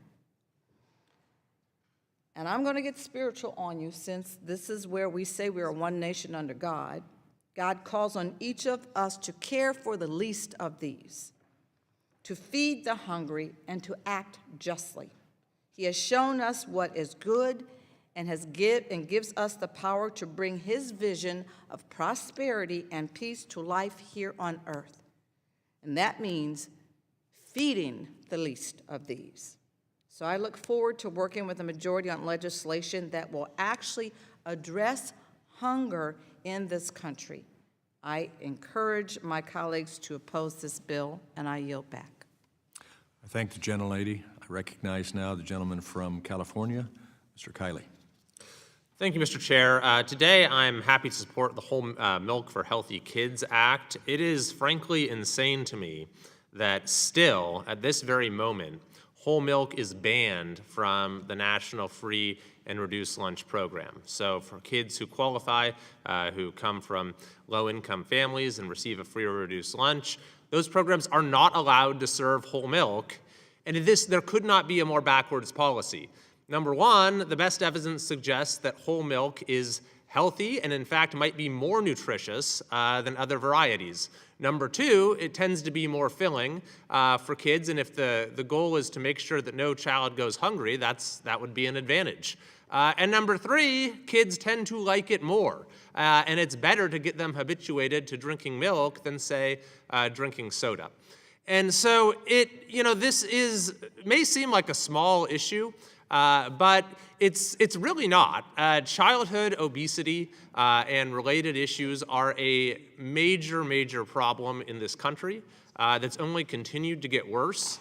And this is a perfect example of how our public health establishment and public health policies have often been the gravest threat to public health itself. Just consider the fact that for years, for decades in this country, we had public health guidelines that recommended low-fat diets and downplayed the risks of sugar. And it's now well understood that increased the trends of growing obesity and type 2 diabetes in this country. Who knows how many Americans died premature deaths because of that erroneous guidance that came from our public health establishment. Or if you want to look at more recently, during the COVID-19 pandemic, when it was the public health establishment that was probably the biggest public health risk, especially for young people. When you had public health authorities who came up with absolutely disastrous policies like shutting down schools, like forcing masks onto 2-year-olds, that any fair-minded person now recognizes was an absolutely terrible mistake for millions of kids in this country. So we need to incorporate common sense and science into public policy again. This bill is a modest step in that direction, and I'm happy to support it. I yield back. I thank the gentleman. I now recognize the gentlelady from North Carolina, Representative Adams. Thank you, Mr. Chairman. I move to strike the last word. Look, I love milk. I grew up on it. But this bill, this isn't about what's best for kids. This is dairy mandering. So this bill doesn't take away fat-free or low-fat milk options, but it does create a loophole to override science-based nutrition standards, and it push whole and reduced fat milk back into school meals, despite clear evidence that too much saturated fat isn't good for kids. The dietary guidelines for Americans are clear. Fat-free and low-fat milk are the healthiest choices for kids over 2. Whole milk, well, it's packed with saturated fat. 1 cup has 4.5 grams, so much so that the FDA won't even let it claim calcium benefits on the label.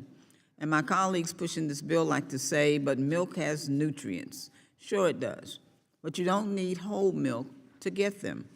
Calcium, you can get that from kale, broccoli, tofu, beans, and fortified orange juice.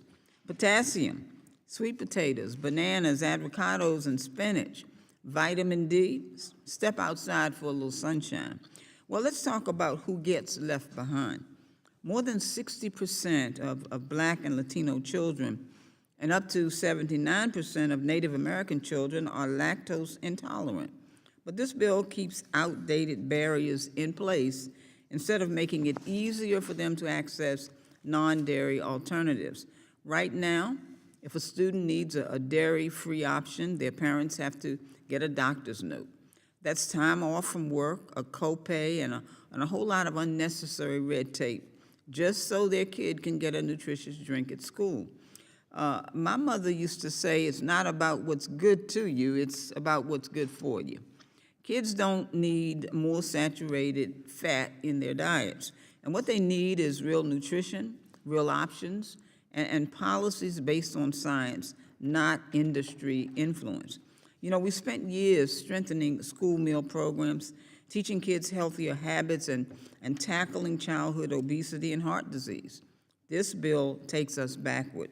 Instead of pushing this bill, we should be focusing on real solutions, like the Healthy Future Students and Earth Pilot program, which removes barriers for students needing non-dairy alternatives and ensures school meal policies actually align with dietary science.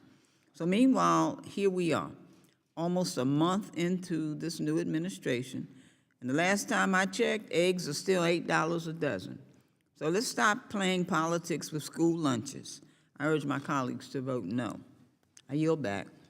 I thank the gentlelady. Now I recognize the gentleman from Guam, Mr. Moylan.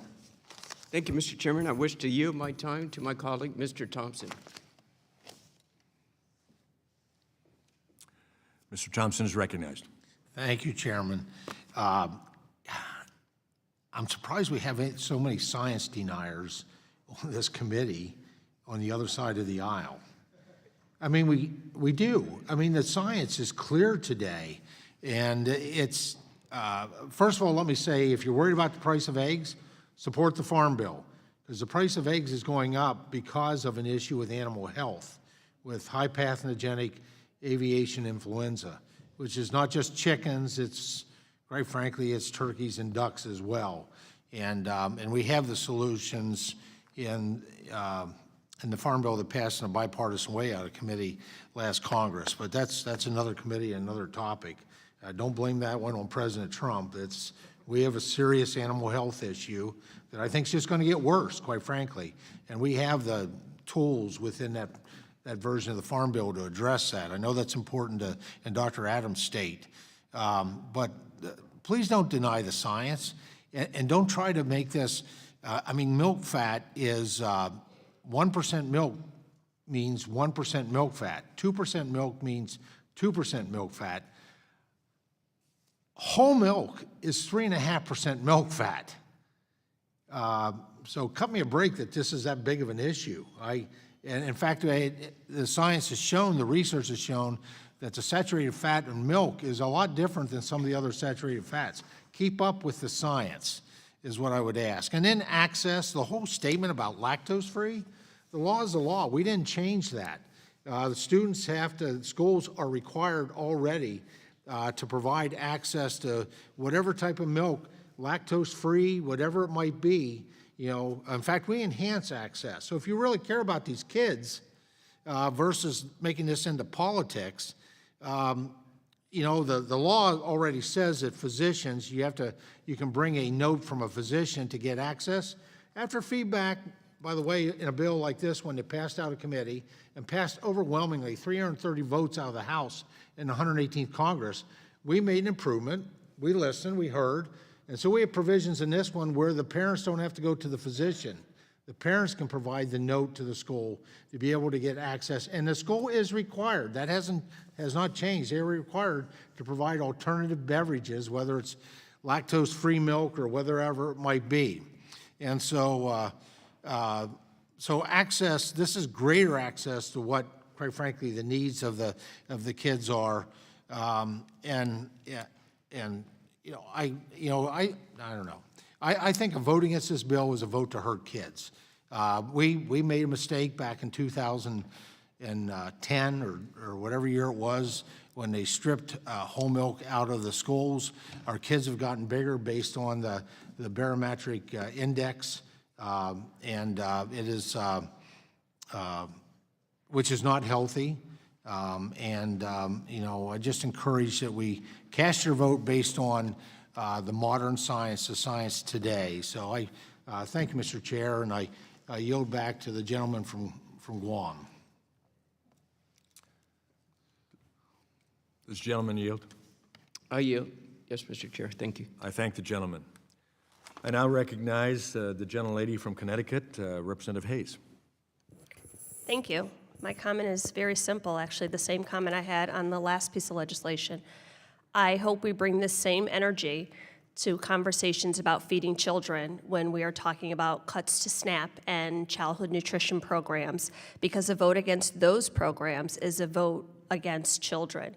So I'm encouraged by the enthusiasm from the other side to make sure that kids have healthy options and an abundance of food choices, and I look forward to carrying that same energy into future conversations about childhood nutrition. I yield back. I thank the gentlelady. Now I recognize the gentleman from Virginia, Representative Scott. Thank you, Mr. Chairman.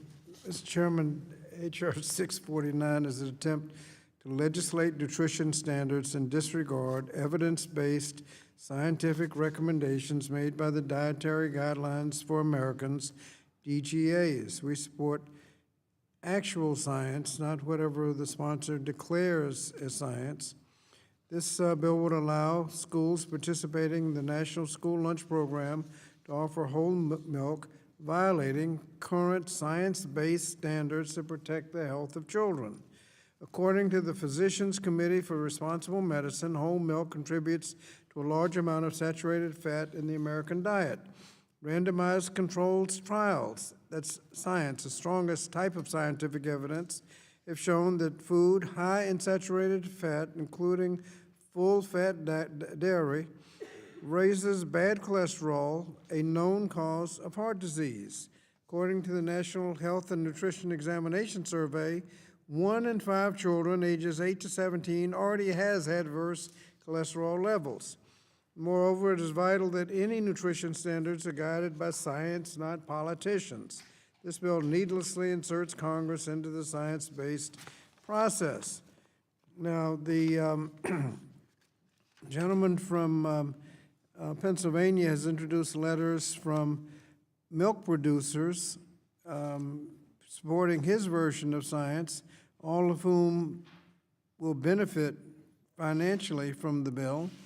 I'd like to introduce a letter from organizations who support real science and prioritize the health of children, including the American Heart Association, the American Public Health Association, National WIC Association, and the Center for Science in the Public Interest, among other health advocates who have expressed opposition to the bill and support the evidence-based DGA standards.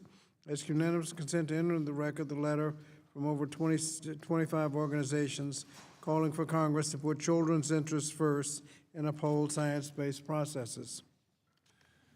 With no objection, Thank you, Mr. letters Chairman. be introduced. Thank you, Mr. Chairman. For those reasons, I urge my colleagues to oppose the bill. Yield back the balance of my time.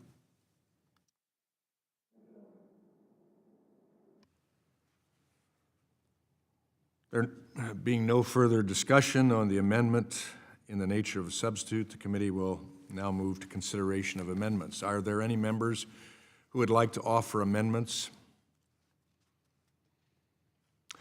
There being no amendments, the question now occurs on the amendment in the nature of the substitute to H.R. 649. All in favor say aye. Aye. All opposed, no. No. In the opinion of the chair, the ayes have it, and the amendment in the nature of a substitute is agreed to. Is it? There's no amendment in nature. Was there amendment in nature? We'll now move on to consider the next bill.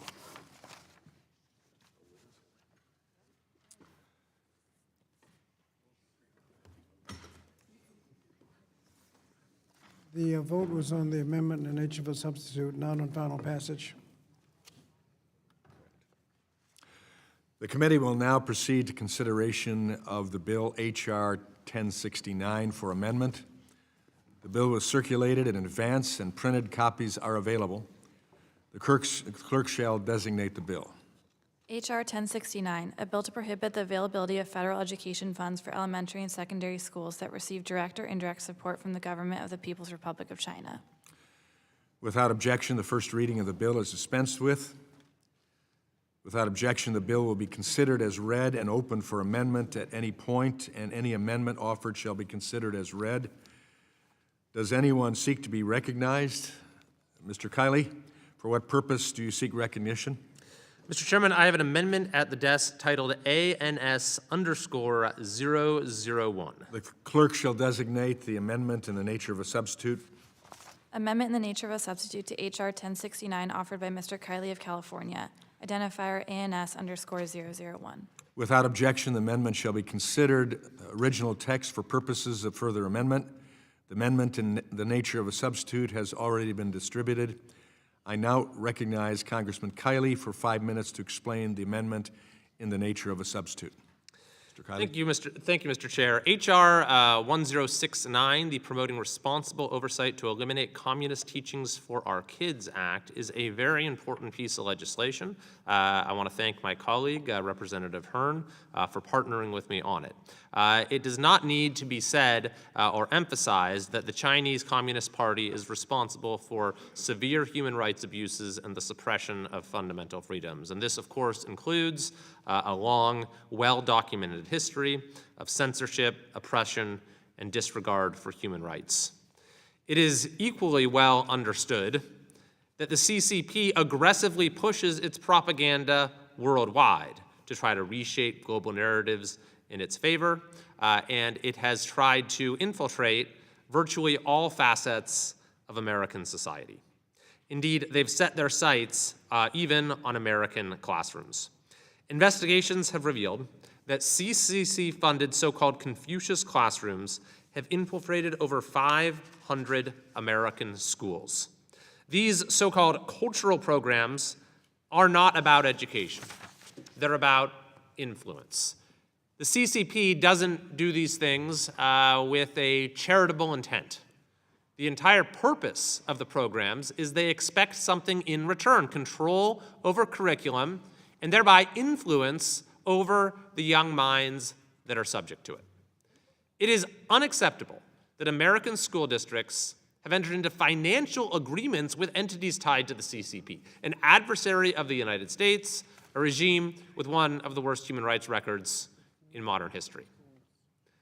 The simple premise of this legislation is that no federal tax dollars should support schools that partner with the CCP.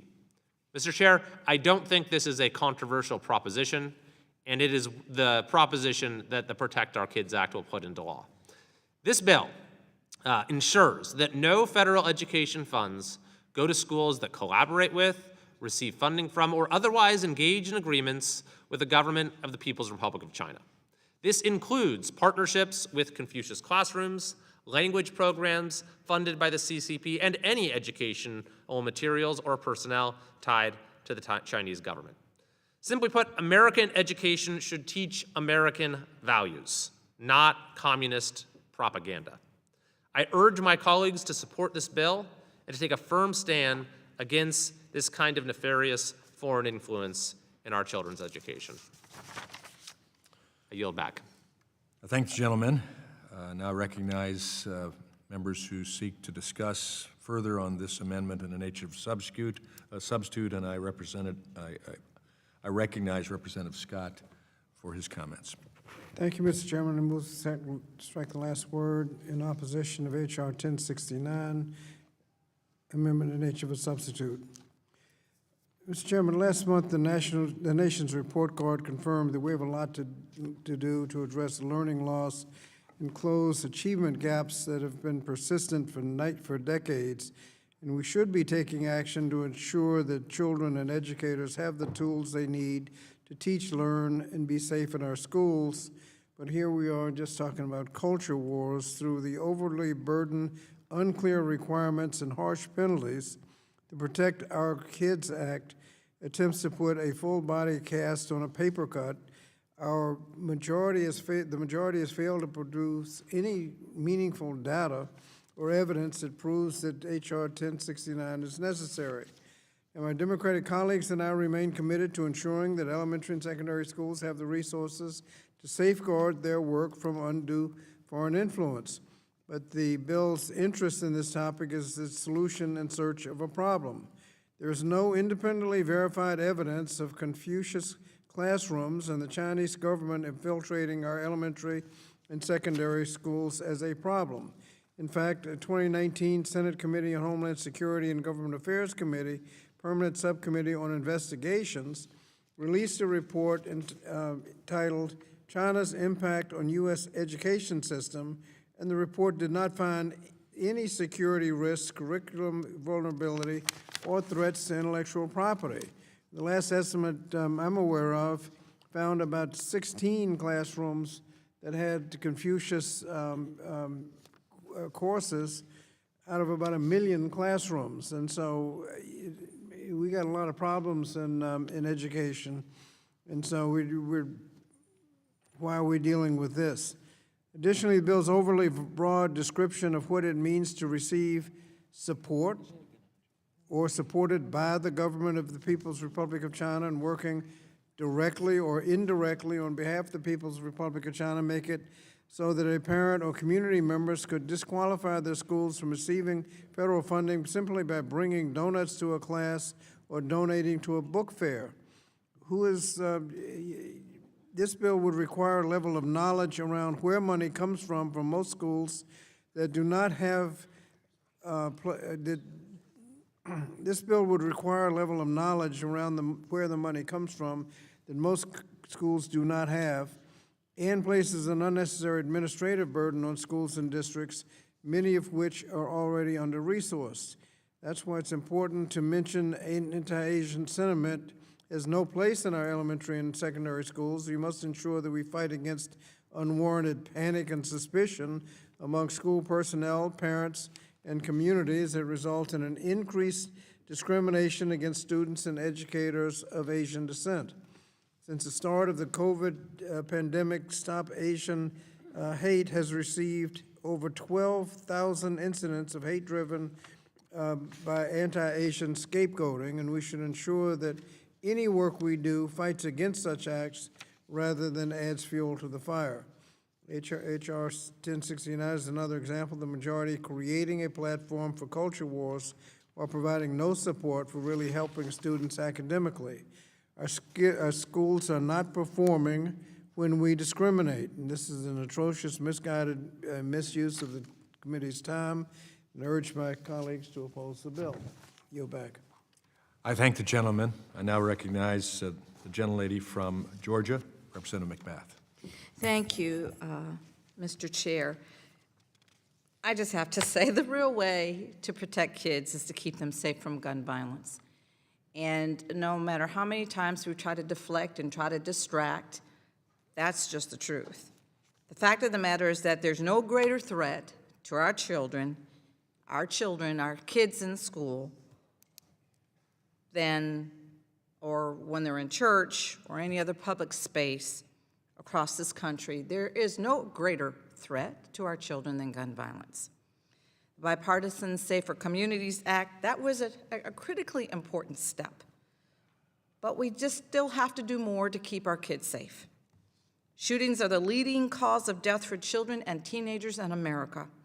But you would never know that from this bill and from the bills that are being taken up today because of the topics that, were discussed during last week's hearing.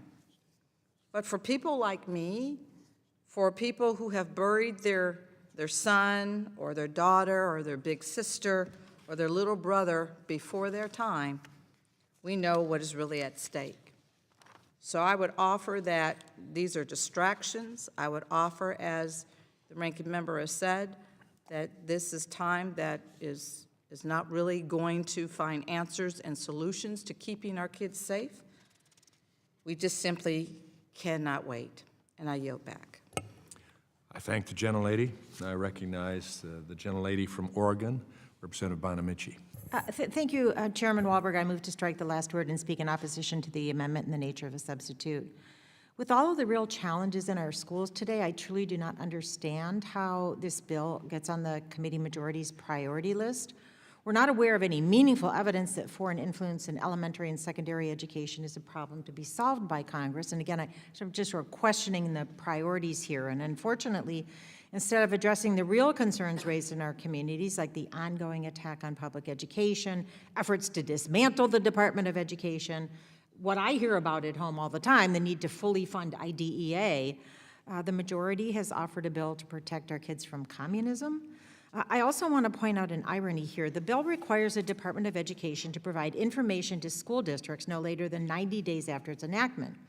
But the majority has repeatedly voiced their support for President Trump's plan to abolish or severely limit the Department of Education. I don't know if my colleagues thought about what the implications would be for any of these 4 foreign influence bills we're considering today, all of which have provisions for the Department of Education to implement.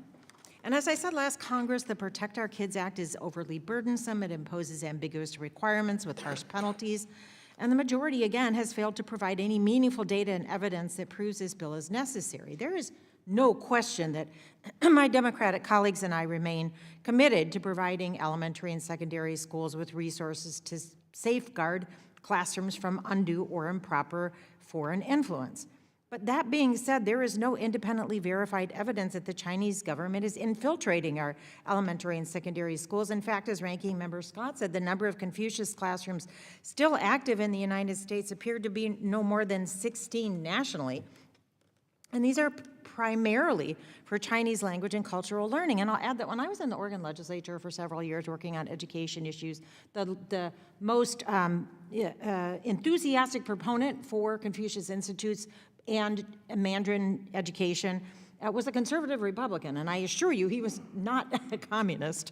And I want to point out as well that Mr. Chairman and colleagues, I think about Representative McBath's comments. This bill is called Protect Our Kids, and we're going to go back home and say that we're protecting our kids from communism, but not from gun violence. I don't speak with the personal experience of Representative McBath, but I want to point out that there were 219 instances of gunfire on school grounds in 2024, with 59 deaths and 163 injuries. Guns are a much larger threat to American school children than opportunities for students to experience other languages and culture. Yet the majority remains unwilling to address the issue of firearms in our country's schools. I just wanted to put on the record here that remain concerned about taking action that could be perceived as targeting Chinese-affiliated programs or individuals. I represent a district that is very diverse in terms of people from all over the world. We've seen the result of racial profiling in higher education and in education in general, and this sort of targeting can easily lead to harmful consequences that are rooted in xenophobia for innocent faculty members and for students. Anti-Asian hate has no place in our elementary and secondary schools. We must fight against unwarranted panic and suspicion among school personnel, parents, and communities that result in increased discrimination against students and educators of Asian descent. And since the start of COVID, Stop AAPI Hate has received notice of more than 12,000 instances of hate driven by anti-Asian scapegoating. That's 12,000. That work, I just want to compare that with the 16 schools that still have Confucius Institute language programs. That work we do here should fight against such acts rather than potentially adding fuel to the fire. So I urge my colleagues to oppose this bill, and I yield back the balance of my time. I thank the gentlelady. There being no further discussion on the amendment in the nature of a substitute, the committee will now move to consideration of amendments. For what purpose does the gentleman from Virginia, Representative Scott, seek to be recognized? Mr. Chairman, I have an amendment to the desk, DAMD_1. The clerk will report the amendment. Amendment to the amendment in the nature of a substitute to H.R. 1069 offered by Mr. Scott of Virginia. Identifier DAMD_001. Mr. For Chair, what purpose does the gentleman from Utah? I reserve a point of order. A point of order is reserved. I now recognize the gentleman from Virginia, Representative Scott, for 5 minutes in support of the amendment. Mr. Chairman, this bill contains potentially severe penalties for noncompliance, whether it's intentional or accidental. Meanwhile, the bill contains no funding to assist with compliance or administrative burdens that compliance will require at the federal, local, state, and school levels, thus making it clearly an unfunded mandate. Significant efforts may be needed by all schools to investigate existing and new contracts to determine whether existing or potential business partners or foreign governments or foreign entities of concern, and creating and maintaining systems to keep track of all the new information and respond to inquiries. So this amendment just authorizes $300 million for fiscal year 26 and each subsequent fiscal year to carry out the requirements of this bill. Now, this is a very modest sum. According to the National Center for Educational Statistics, there are almost 100,000 public and secondary schools operating in the United States today, so that's about $3,000 per school for legal, administrative expenses, and professional development, so the schools will be able to deal with the provisions of this bill. Now, the majority likes to call us out on unfunded mandates when they propose solutions to help students and families address real problems, but this bill is addressing a non-issue and places greater administrative costs on the federal government, state government, school districts, and schools that they would have to spend to reasonably comply. Additionally, the bill calls into question current efforts to dismantle the Department of Education by expanding its role to inform schools of the prohibition and provide them with guidance. I don't know how that guidance is going to be provided without a Department of Education, but I guess that's something you're going to have to deal with if you abolish the Department of Education. So I would hope that if we're going to impose this burden on schools and school districts, we would provide them with a little bit of money to comply with the bill. I yield back. I thank the gentleman. Does the gentleman from,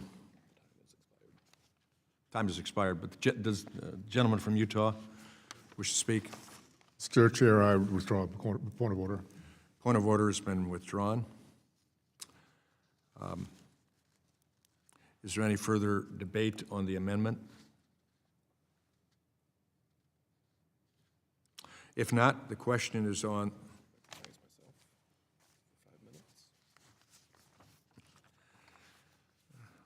I recognize myself in opposition to the amendment. There is absolutely nothing in this bill that would require spending hundreds of millions of dollars. This bill simply prohibits schools from making contracts with the CCP.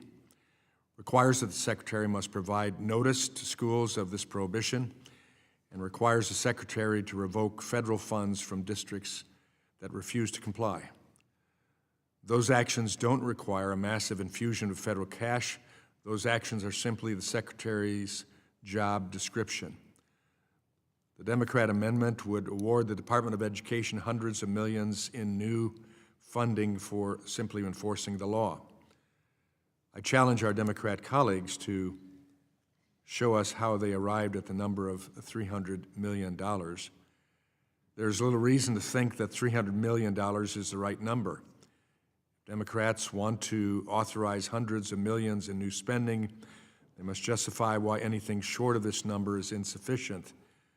They have not done so. Further, the Democrat amendment contains no description of what these funds will be spent on. Surely it does not cost $300 million for the Secretary to inform schools what the law says.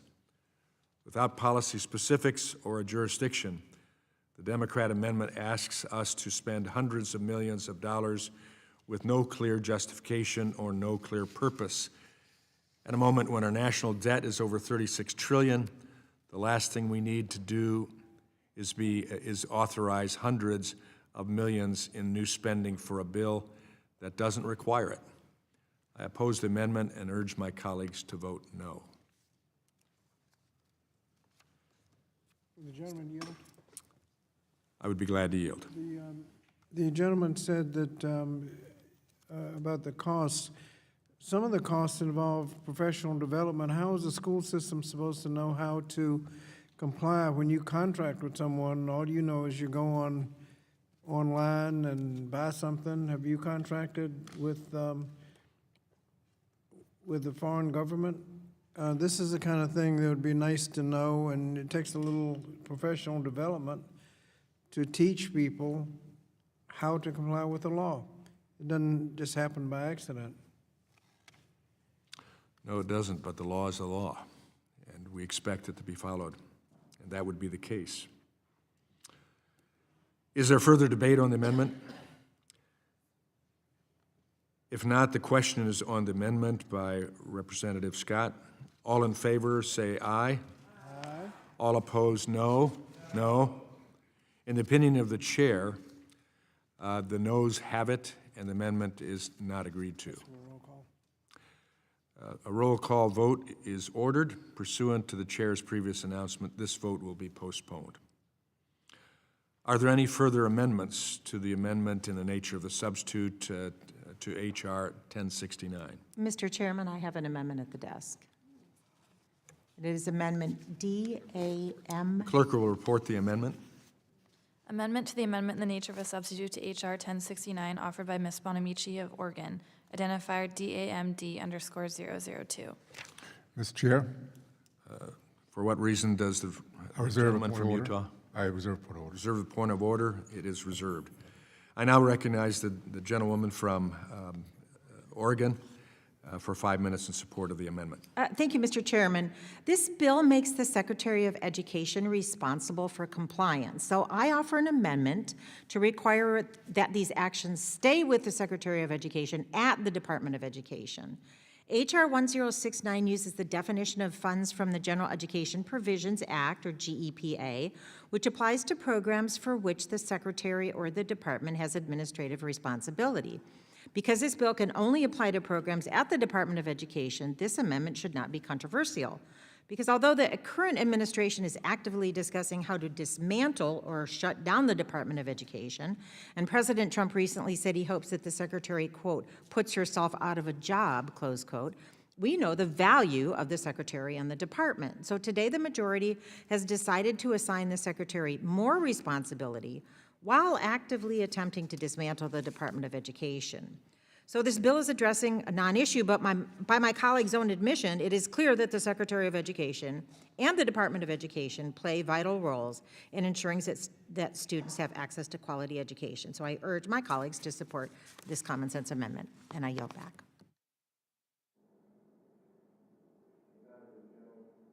Time for the gentlelady has expired, or yield back. Does the gentleman from Utah insist on a point of order? Yeah, Mr. Chair, I withdraw the point of order. I thank the gentleman. Does anyone else seek recognition on the amendment?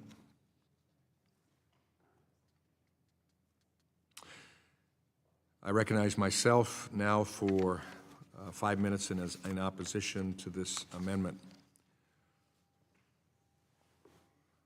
Our colleagues on the left have proposed an amendment stating that the department shall enforce this bill. However, it is already obvious that the Secretary is responsible for enforcing this bill. This bill already clearly outlines what the Secretary must do to ensure compliance.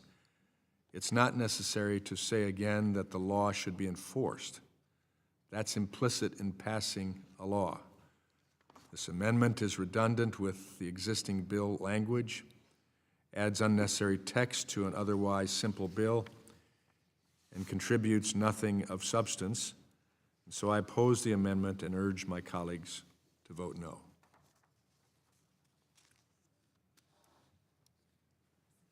Is there any further debate on the amendment? Representative Hayes, you're recognized. Thank you, Mr. Chair. I guess I have the exact same comment. I hope we bring that same energy because, as it has been stated in this committee, the law is the law. And an organization or a department created by the Congress can only be dismantled by the Congress. And in order for this amendment to even be put into effect, it would require Title I, Title II, professional development, all of the things that are already in law that reside under the jurisdiction of the Department of Education and the Secretary of Education. So again, this hearing is very encouraging for me because it reminds me that my colleagues are fully aware of what the department does, and I ask that they bring that same energy as we are continuing these conversations. I yield back. I thank the gentlelady. Is there further debate on the amendment? If not, the question is on the amendment by Representative Bonamici. All in favor say aye. All opposed say no. No. In the opinion of the chair, the noes have it, and the amendment is not agreed to. Mr. Chairman, I request a recorded vote. A roll call vote is ordered. Pursuant to the chair's previous announcement, this vote will be postponed.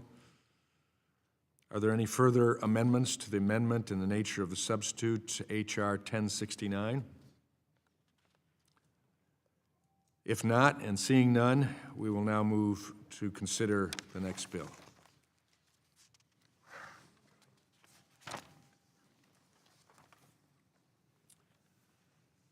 The committee will now proceed to consideration of Bill H.R. 1005 for amendment. The bill was circulated in advance and printed copies are available. The clerk will designate the bill.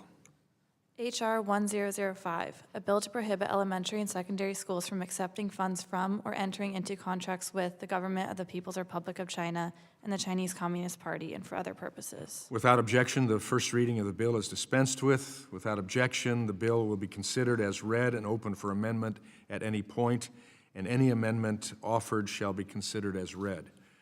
Does anyone seek to be recognized? Mr. Rulli, for what purpose do you seek recognition? Mr. Chairman, I have an amendment at the desk titled ANS 001. The clerk shall designate the amendment in the nature of a substitute. Amendment in the nature of a substitute to H.R. 1005 offered by Mr. Rulli of Ohio, identifier ANS_001. Without objection, the amendment shall be considered original text for purposes of further amendment. The amendment in the nature of a substitute has already been distributed. I now recognize Congressman Rulli for 5 minutes to explain the amendment in the nature of a substitute. Well, thank you, Chairman Walberg. The CCP is anti-American at its core. We stand for freedom of speech. We stand for freedom of expression, freedom of religion. They do not have the value that we have. Confucius classrooms are nothing but propaganda. They are often set up right next to military bases. China's goal is to expand Confucius classrooms. The Senate Intelligence Committee has found that it has expanded throughout the U.S. and is #1 on their priority list. The CCP and the Chinese affiliation is almost in nearly 150 schools throughout the United States of America, including one right underneath our noses in my precious Columbus, Ohio. Believe me, folks, this is coming to a classroom near you. The CLASS Act prohibits K-12 schools from accepting funds or contracting with the People's Republic of China. Let that sink in for a second. All we're saying is that United States public schools do not have a relationship with the People's Republic of China or the CCP or anyone acting on behalf of a foreign government or a foreign party.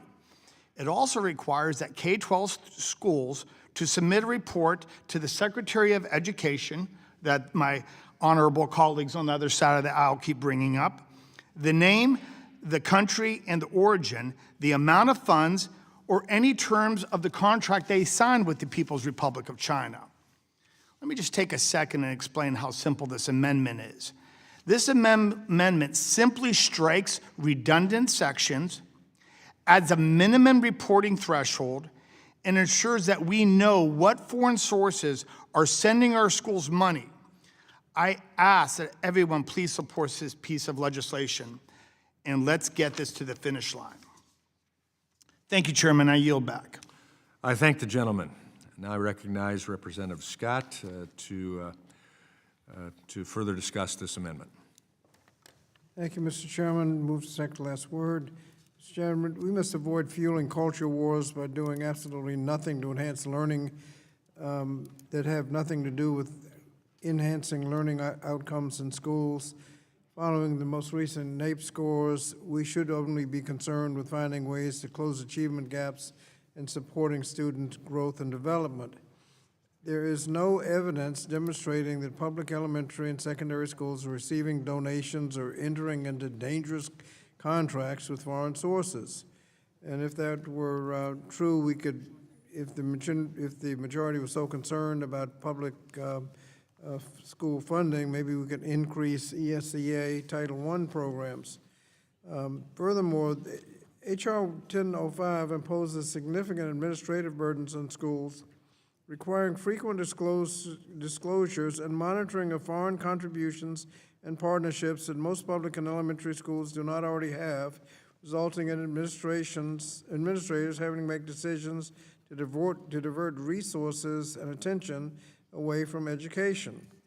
Now, the compliance requirements may overwhelm schools, particularly those with very limited administrative capacity.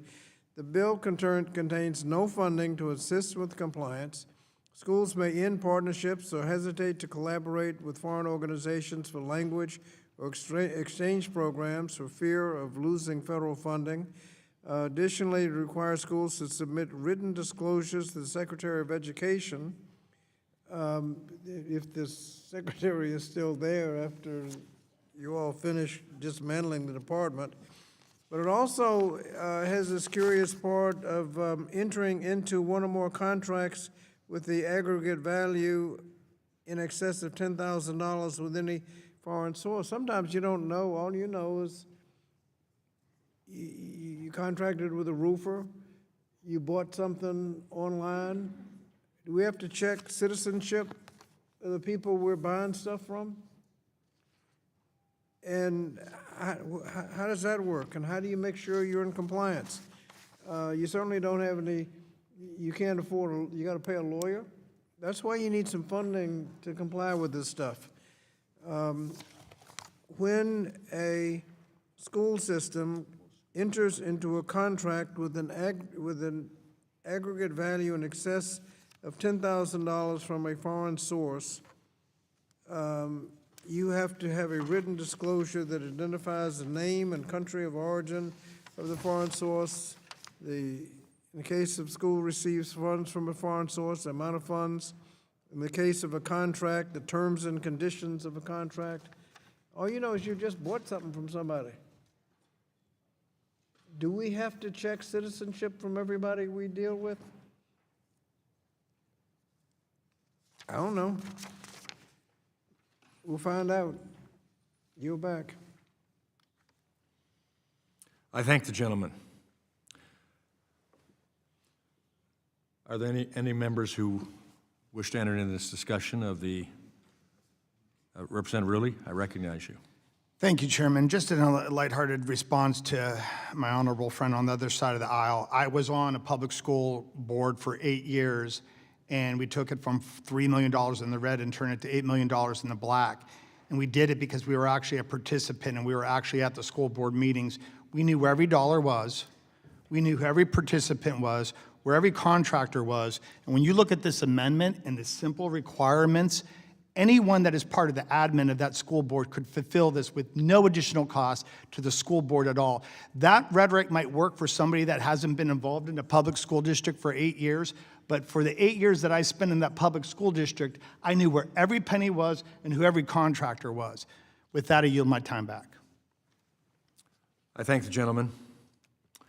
Are there any other members who wish to be recognized for further discussion on the amendment in the nature of a substitute? Representative Bonamici, you're recognized. Thank you. I move to strike the last word. I want to align myself with Ranking Member Scott's comments that this bill does not protect or enrich children or enhance their learning outcomes, but it does run the risk of fueling culture wars and anti-Asian sentiment. Again, I'm questioning the priorities of the majority here, and I can't stress enough, this is not a serious problem. There's no meaningful evidence demonstrating that our public elementary and secondary schools are receiving influencing donations or entering into dangerous contracts with foreign sources or entities. If the majority is concerned about doing what's best for students, let's fully fund IDEA. This bill, as Ranking Member Scott said, requires schools to disclose information to the Department of Education. And again, I want to point out that many of my Republican colleagues have supported the president's plan to dismantle the Department of Education. So it's baffling to me that we continue to have these bills introduced that would expand the role of an agency many of them do not want to exist. And I agree that there would be administrative burdens on schools. And I thank my colleague for his service on a school board, but I have to tell you, this would divert attention and resources away from core educational activities and priorities. And also, I think about the role of local and state agencies in enforcing the disclosure and subsequent consequences for noncompliance. So typically, these entities will distribute federal financial assistance after they receive the funds from the Department of Education. So this bill is I don't know if it contemplated the unfunded mandate that, if executed, would create more problems than the non-existing one it hopes to solve. I also wanted to note that I'm concerned about how this may discourage language and exchange programs because of the fear of possibly losing federal funding. We live in a global economy, and there is a tremendous value to having bilingual or multilingual students and therefore workers in our workforce. And limiting educational exchanges undermines the efforts to prepare American students to navigate and contribute in a global society. It may reduce their exposure to critical international perspectives and language skills that they need as they develop successful careers.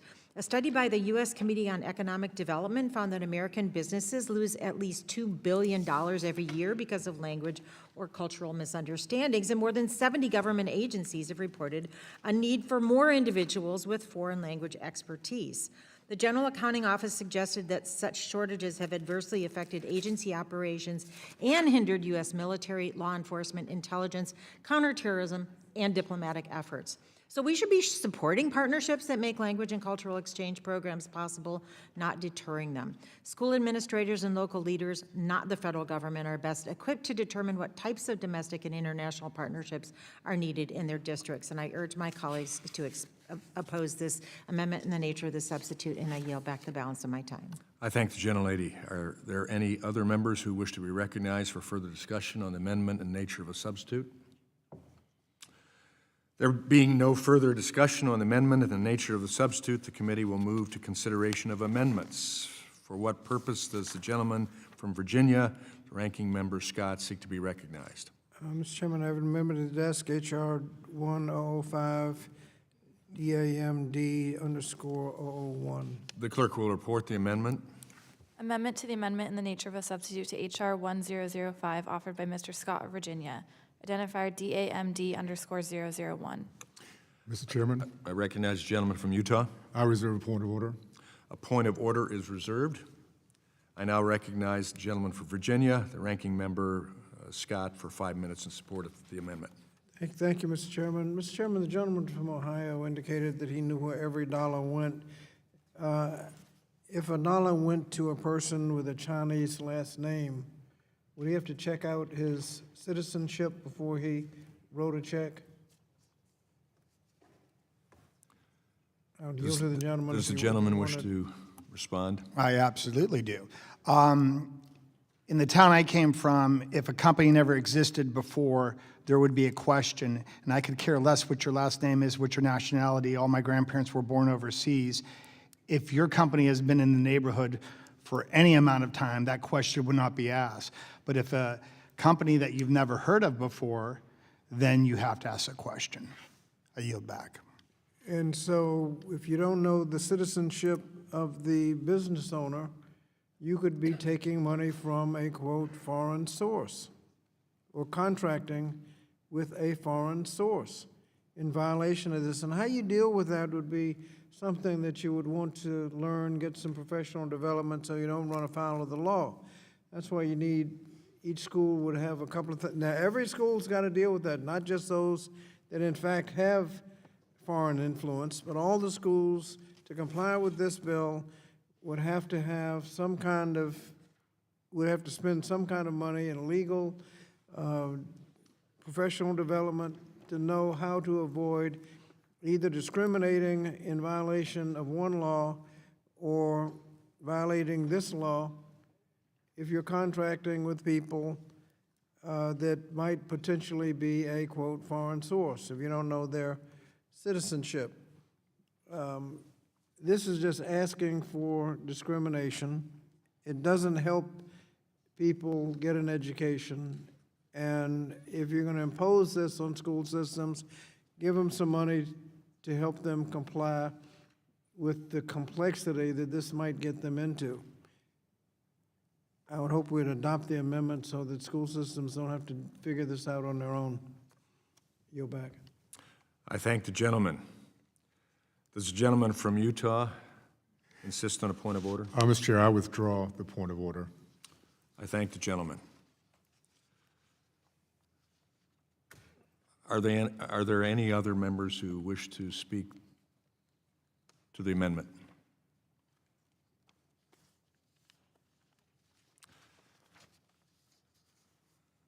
Then I recognize myself. I rise in opposition to the amendment. My colleagues on the left have returned with the exact same amendment, asking us to spend hundreds of millions of dollars on a bill that doesn't need it. As with the previous bill, there is absolutely nothing in this bill that would require spending such extravagant sums. This bill simply requires that schools report financial contracts with foreign sources. The Secretary does not need hundreds of millions of dollars to accept those reports. As before, my Democrat colleagues have not explained how they arrived at the number of $300 million, nor specifics of what these funds are to be used for. Without policy specifics or justification, the Democrat amendment asks us to spend hundreds of millions of dollars with no clear justification and no clear purpose. That's bad policy and poor stewardship of taxpayer dollars. I oppose the amendment and urge my colleagues to vote no.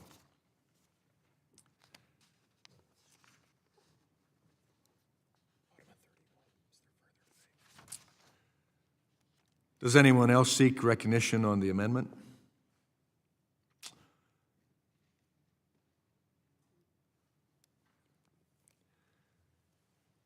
If not, the question is on the amendment by Representative Scott. All in favor say aye.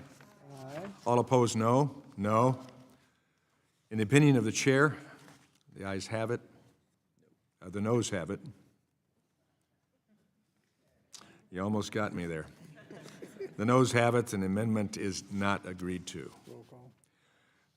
A roll call vote is ordered. Pursuant to the chair's previous announcement, this vote will be postponed.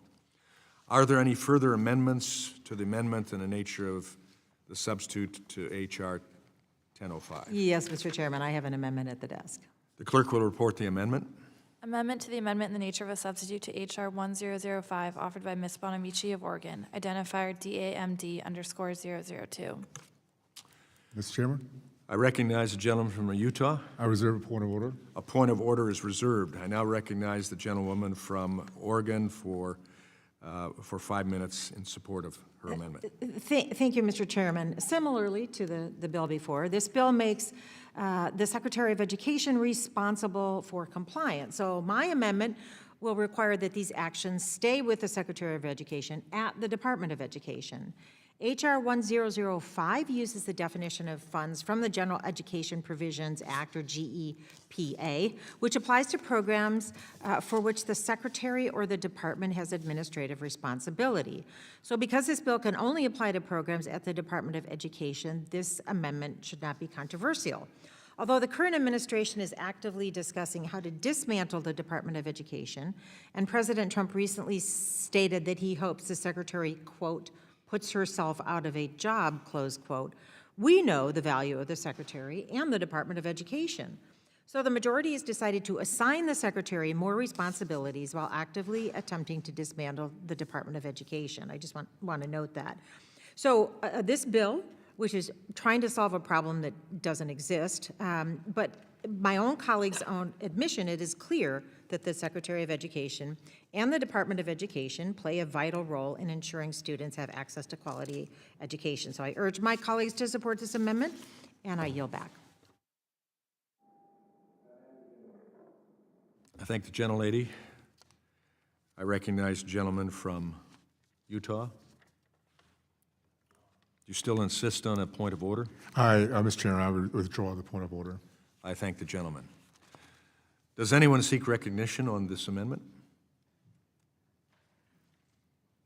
Seeing none, I now recognize myself for 5 minutes in opposition to the amendment.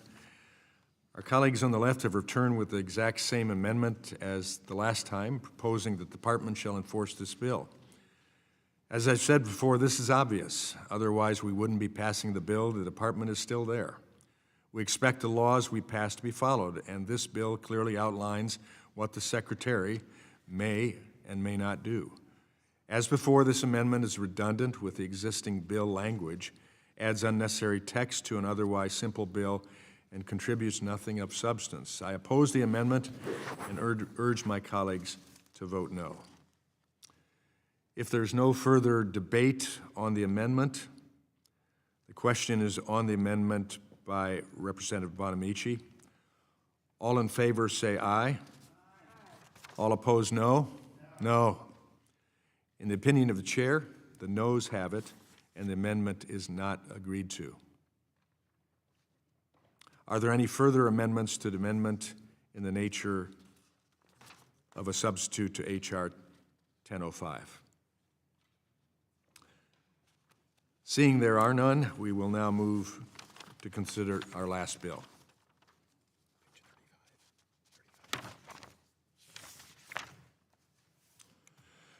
The committee will now proceed to consideration of the bill H.R. 1049 for amendment. The bill was circulated in advance and printed copies are available. The clerk shall designate the bill.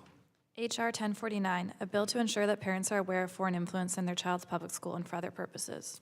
Without objection, the first reading of the bill is dispensed with. Without objection, the bill will be considered as read and open for amendment at any point, and any amendment offered shall be considered as read.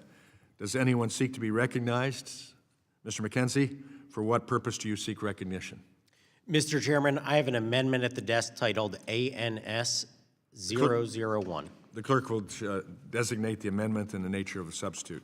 Amendment in the nature of a substitute to H.R. 1049, offered by Mr. McKenzie of Pennsylvania, identifier ANS_001. Without objection, the amendment shall be considered original text for purposes of further amendment. The amendment in the nature of a substitute has already been distributed. I now recognize Congressman McKenzie for 5 minutes to explain the amendment in the nature of a substitute. Thank you, Mr. Chairman. I appreciate the opportunity to speak about this important piece of legislation today and appreciate the hearing and the voting markup that we are actually undertaking, because what we see is that across our entire society, the Chinese Communist Party, the CCP, is trying to exert its influence through a variety of avenues. This is glaringly obvious in social media, the acquisition of critical farmland and land near military bases, investment in businesses tied to national security and defense, funding of important and sensitive research in higher education. And finally, we know of the infiltration of our critical infrastructure by the CCP and their cyber actors.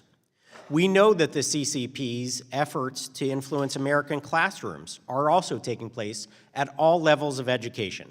It's been well documented at this point, and there shouldn't be an argument about the threat that we are facing. People across this country have been pushing back against this kind of pernicious influence when they know about it. And that is a critical piece of information, when they know about it. Because far too often, the CCP does this through various channels and under different names. So the TRACE Act, which we're looking at today, would actually bring transparency to this situation. It would shed light on this undue influence that we are seeing across our education systems. The TRACE Act requires that as a condition of receiving funds under the Elementary and Secondary Education Act, schools must provide each parent the right to review any curricular material provided or purchased with funds from a foreign government or a foreign entity of concern. The bill also guarantees that parents get to know this critical information. They have a right to know, and they should know if any personnel at the child's school is being compensated by foreign sources. Parents must know who is teaching their child and what is being taught. Every parent has that right. That's something that we've been advocating for, and unfortunately, in the hearing that we held the other day on the state of education in our country, and also here today, I was surprised to hear and disappointed to hear that people want to push back against parents' rights and transparency. They call that interference. Interference in education is having a parent involved, according to them. That is so disappointing because we know that for children to succeed, one of the most critical things is having parental involvement. We've been advocating for that for years. We want more parents involved, not less. But at the same time, those that are opposed to this kind of legislation, just like they were last session, are going to say that they can't do it because of compliance or because of cost. Those, in my opinion, are weak arguments at best. The real threat is that we don't have parents involved in our students' education. And so what we should be doing is we should be advocating and encouraging more parental involvement in education, not less. Ultimately, transparency is one of the key components to parental involvement, because once they're involved and they want to understand what's going on in the classroom and who's teaching their children, what is being taught in the curriculum, they need that kind of insight.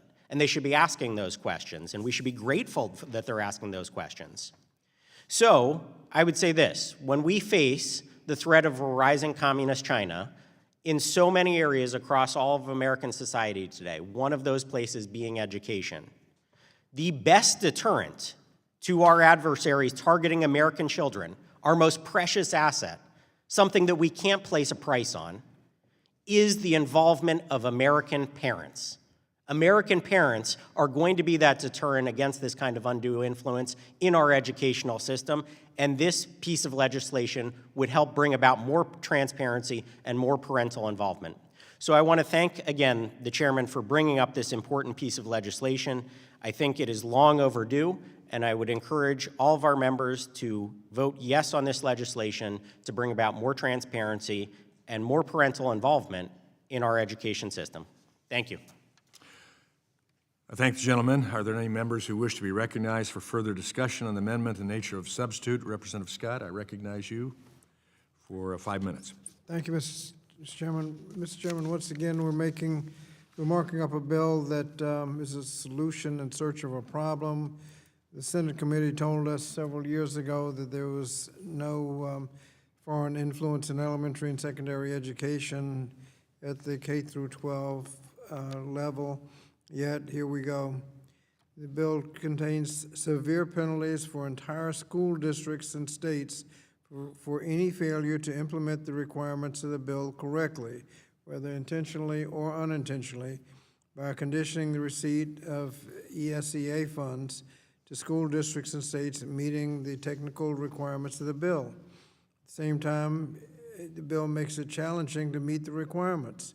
It is unlikely the school might even know about agreements or financial transactions occurring at the school district level, since the bill does not require school districts to share information with the schools. The bill significantly broadens information that a parent may access beyond information pertaining to their own child. The General Education Provisions Act, GEPA, under that bill, the parents have the right to inspect instructional materials pertaining to their child's classes, but it's unclear in what instances a district or school would need to determine whether or not there's involvement by a federal government or a foreign entity of concern, as well as how to make that determination. It's also unclear whether every contract, new and existing, for food, tutoring, textbooks, janitorial services, trash collection, recycling, and so forth, needs to undergo that kind of investigation to determine whether or not it's a contract. So this is a massive complication. It's another unfunded mandate, so I hope we would, Mr. Chairman, oppose the legislation. I thank the gentleman for yielding. I now recognize the gentlelady from Oregon, Representative Bonamici. Thank you very much, Mr. Chairman. I move to strike the last word. I do want to say in support of my colleagues' comments about parental involvement.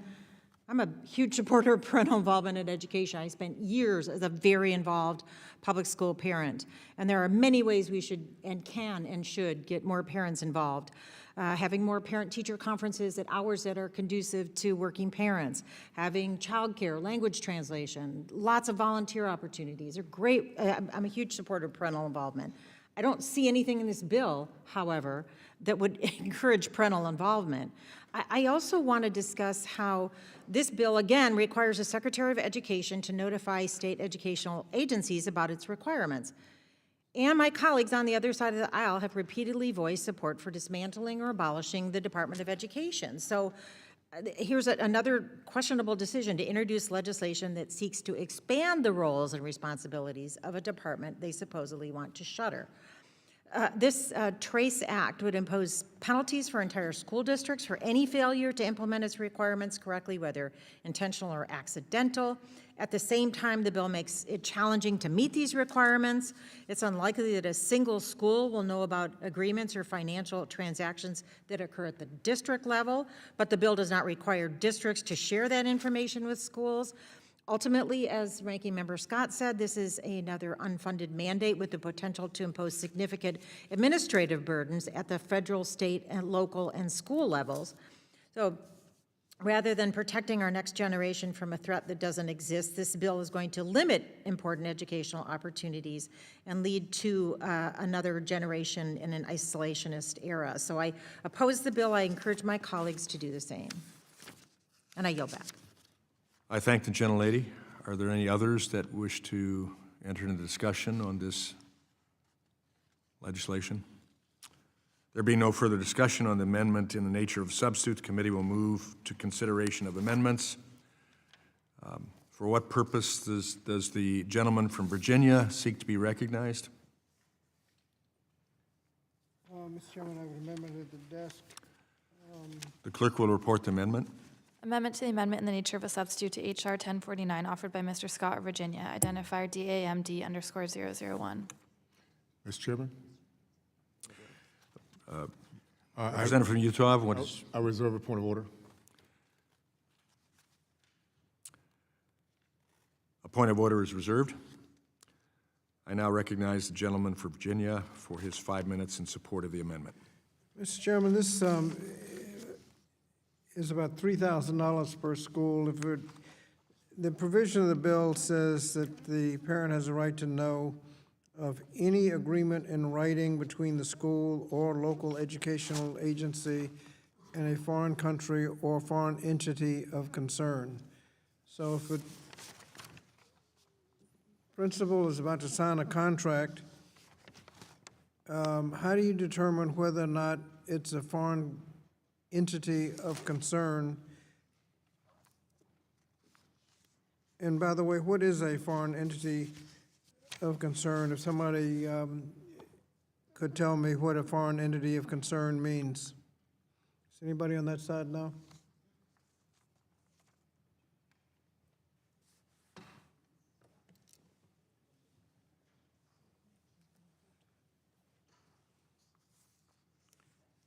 If you got a copy of the bill, it would say foreign entity of concern has a meaning given such term in section 10.612 subsection A of the Research and Development Competition and Innovation Act 42 U.S. Code 19.221 subsection A.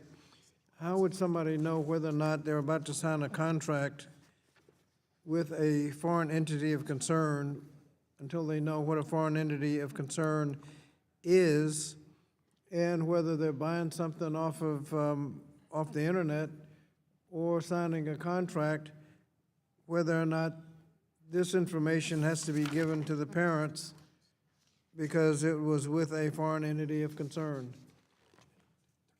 How would the person know who they're dealing with? Anybody want to answer? I'll yield. Anybody wants to answer? This, because apparently nobody wants to answer the question because nobody knows. That's why we need some money so that people can have professional development, legal fees, and administration fees to get through this. I yield back. Hope.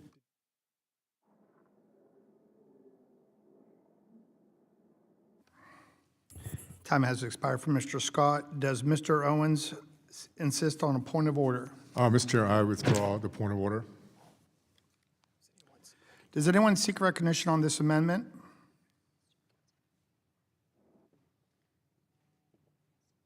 Mr. McKenzie. The chair recognizes Mr. McKenzie for 5 minutes.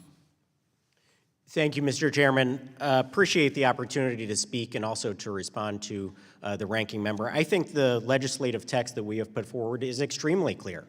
I don't understand how the confusion could exist when the legislative text is so explicitly clear. It is written in plain English that anybody would be able to understand. And so I would say this, regarding this amendment and the next amendment that we're going to face, this legislation has been out there from last session and this session.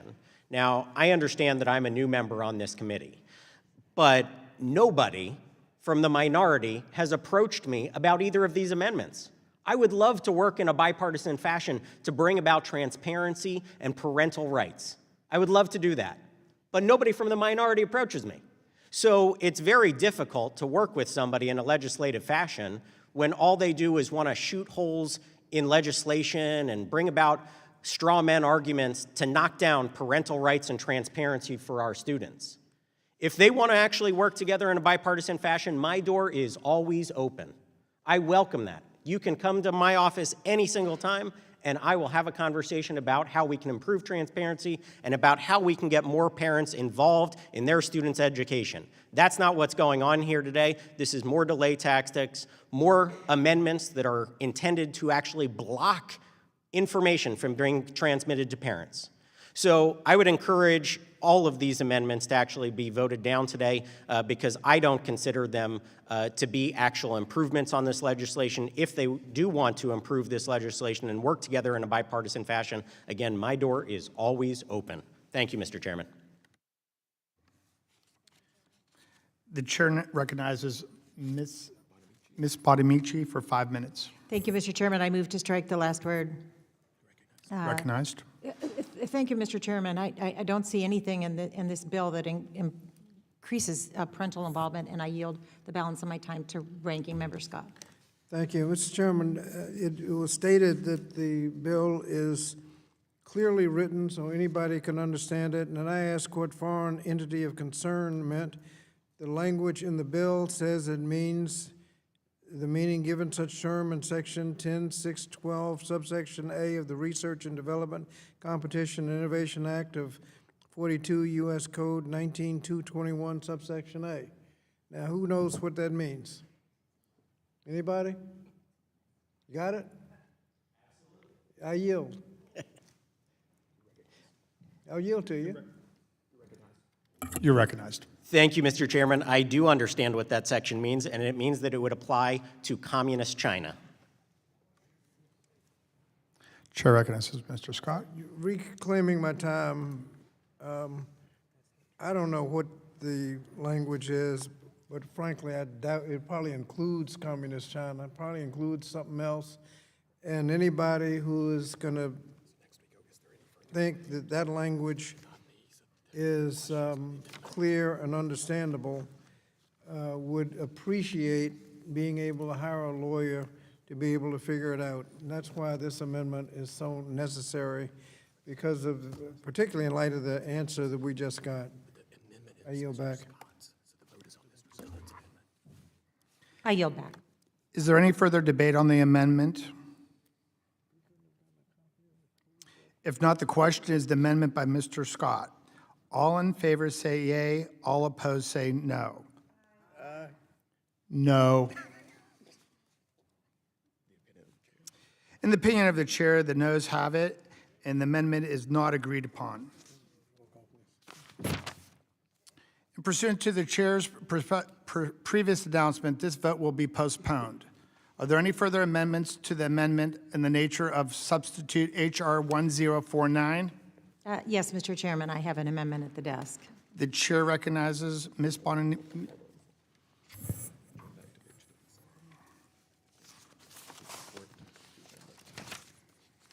Excuse me. The clerk will report the amendment.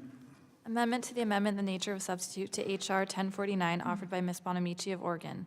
Identifier DAMD_002. Mr. Chairman, The chair recognizes Mr. Owens. I reserve a point of order. Thank you, Mr. Chairman. This bill makes the Secretary of Education responsible for compliance, so I offer again an amendment to mandate that these actions stay with the Department of Education and the Secretary of Education. The H.R. 1049 refers to funds authorized through the Elementary and Secondary Education Act. The ESEA is administered by the Department of Education. Therefore, there should be no objection to ensuring that this bill is also administered by the department. And although the current administration is actively discussing how to dismantle the Department of Education, and President Trump recently said he hopes that the secretary, quote, puts herself out of a job, close quote, we know that there is value to the secretary and the department. The majority has decided to assign the secretary more responsibilities while actively attempting to dismantle the Department of Education. And I want to note on Mr. Ranking Member Scott's point, and the definition of a foreign country of concern. I have a pretty dusty law degree, and I know how to look up a statute, but my school districts and local education agencies do not have lawyers on hand to help them, and this is an additional burden for them. So instead of investing in our children, Republicans are stuck on these proposals that will create more challenges, more work for schools across the country. This bill is addressing a non-issue, but by my colleagues' own admission, it's clear that the Secretary of Education and the Department of Education both play vital roles in ensuring students across the country have access to a quality public education. So I encourage my colleagues to support, everyone should support this amendment because it's their bill that's putting the work to the Department of Education and the Secretary, and I yield back. The time has expired for Mrs. Bonanucci. Does Mr. Owens insist on a point of order? Mr. Chair, I withdraw the point of order. Does anyone else seek recognition on the amendment? The chair recognizes Mr. McKenzie. Thank you, Mr. Chairman. In response to this amendment in particular, I think the easiest and fastest way to comply with this legislation is to not accept funds from Communist China. It's very simple. If you're not accepting funds from an entity like that, you won't have any compliance costs, because then parents will have the transparency that will be brought about by this act. They will not ever find that there was any money being given to a school district to influence the curriculum or the teaching that is going on in a classroom, and it'll be very simple to reply from the school district just saying, we have not received those funds. Very simple, very easy, straightforward piece of legislation that increases transparency and also, again, then will help parents be involved in their students' education. So again, I would encourage a no vote on this amendment because the legislation is clear on this front. It makes compliance very easy. And I would encourage anybody, again, if they want to work in a bipartisan fashion to improve this legislation, to protect our children and their education, our door is always open. Thank you. Is there any further debate on the amendment? The chair recognizes Mr. Scott. Mr. Chairman, I was just looking up 42 U.S.C. 19221A. Subsection 1 says a foreign country of concern means the People's Republic of China, as has been indicated. It also says the Democratic People's Republic of Korea, the Russian Federation, the Islamic Federation of Iran, or any other country determined to be a country of concern by the Department of State. So there could be countries on here listed that aren't even in the, not only in the bill, not only in the cross-reference, but you got to go to the Department of State to find out what today those countries are. So I don't know how you teach people to look that up, to know who they can contract with and what information they've got to give. But the Department of Education ought to figure that out so that people could have that information. And we ought to reconsider killing the amendment so that the school systems can have some money to teach all of the people who are contracting in their school system, in their school, so they'll know who has to be disclosed and who doesn't. But the answer was that I got was incomplete just during the debate, and that's why this is complicated and needs professional development and some support if this thing is going to become law. We yield the time. Is there any further debate on the amendment? If not, the question is, on the amendment by Ms. Bonaducci, all in favor, please say yay. Aye. All opposed, no. No. In the opinion of the chairs, the noes have it, and the amendment is not agreed upon. Yes, I request a recorded vote. A roll call vote is ordered. Pursuant to the chair's previous announcement, this vote will be postponed. Are there any further amendments to the amendment in the nature of substitute H.R. 1049? Seeing no, there will be no further amendments pursuant to the previous order. The chair declares that the committee is in recess subject to the call of the chair. We will reconvene promptly at 3 p.m. Thank you. So the committee stands in recess.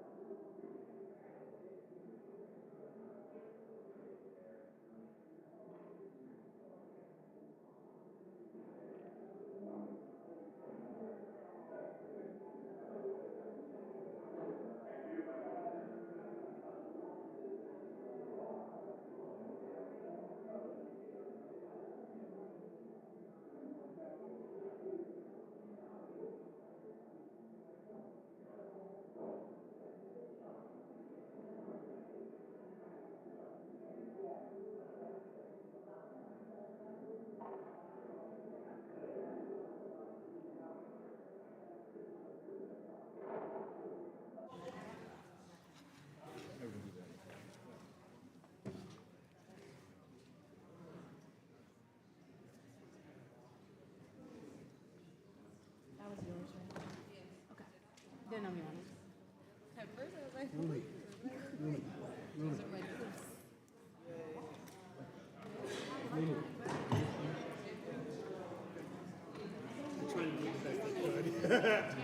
want the pen? Do you need it? No, I don't.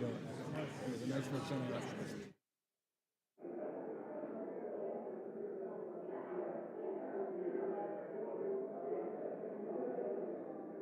Have a motion for personal privilege, if I could, while we're getting together.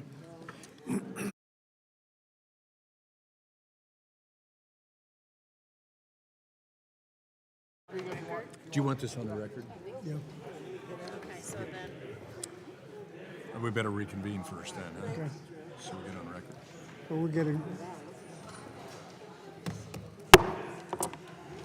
The committee will reconvene and come to order following our recess, and been requested for point of personal privilege. point of personal privilege by the ranking member, and I'm feeling really good about today, so of course I will give it. Mr. Chairman, earlier in the meeting, I quoted 42 U.S. Code 19221.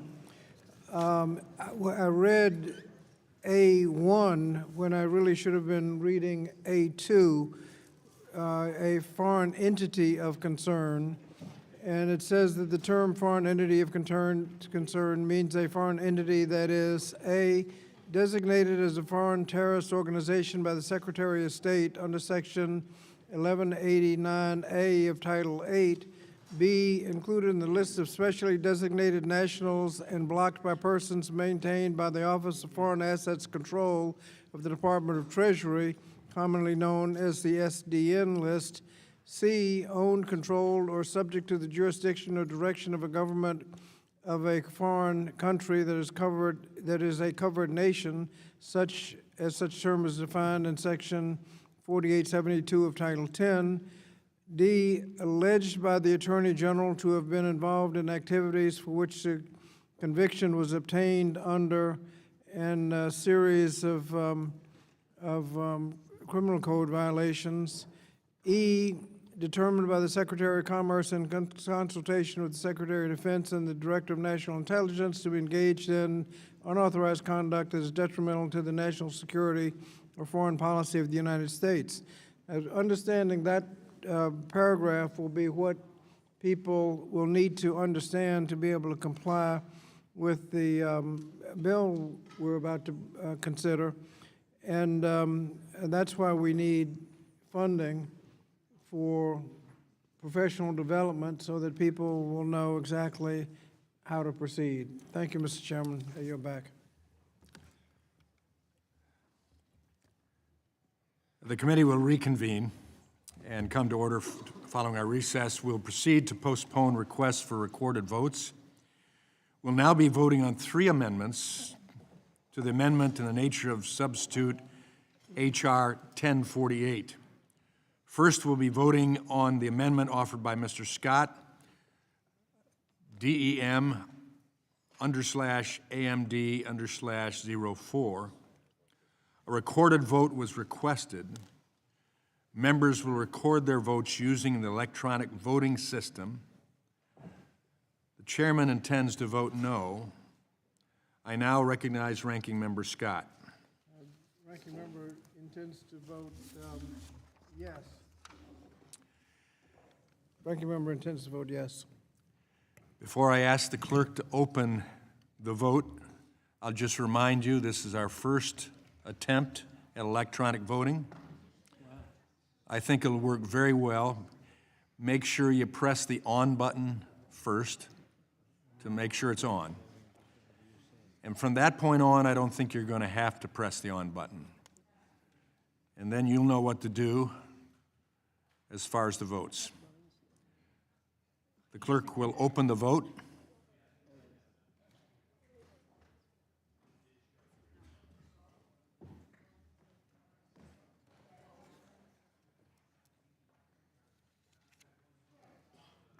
Man, I thought I had a vote over there.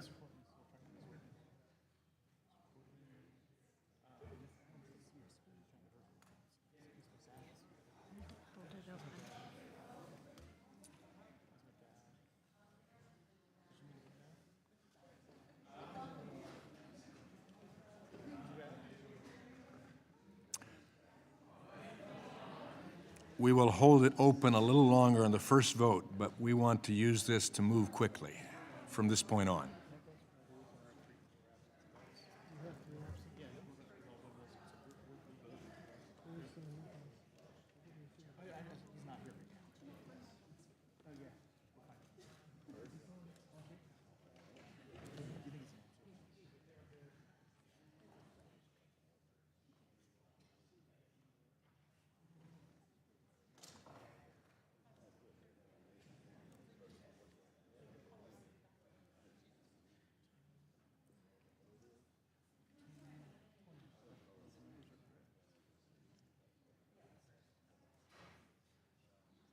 Expecting anybody else?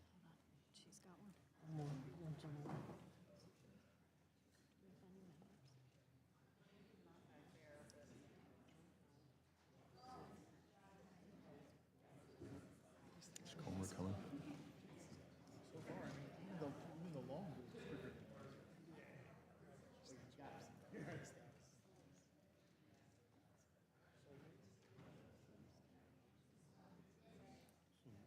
Mr. Chairman, you did good. You're very convincing. Mr. Chairman, I think that's all we expect. What about Comer?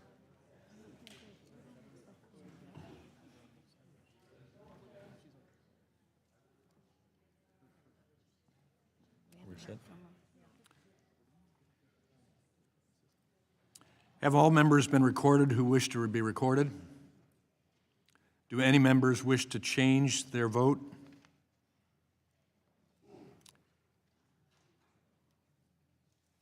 Hearing none, will the clerk please close the vote and announce the tally? Mr. Chairman, on this vote, there are 14 yeas and 20 nays. The amendment is not adopted. Next, we'll be voting on the amendment offered by Dr. Adams, DEM/AMD/03. A recorded vote was requested. Members will record their votes using an electronic voting system. The chairman intends to vote no. I now recognize Ranking Member Scott. Ranking Member intends to vote yes. The clerk will open the vote.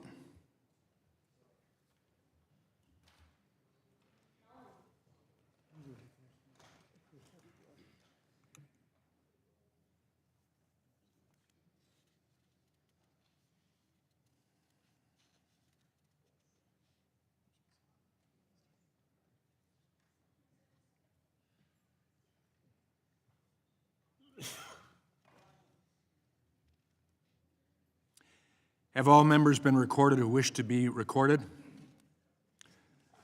Do any members wish to change their vote? Hearing none, will the clerk please close the vote and announce the tally? Mr. Chairman, on this vote, there are 14 yeas and 20 nays. The amendment is not adopted. Now we'll be voting on the amendment offered by Ms. Lee, DEM/AMD/02. A recorded vote was requested. Members will record their votes using the electronic voting system. The chairman intends to vote no. Ranking Member Scott? I intend to vote yes. The clerk will open the vote.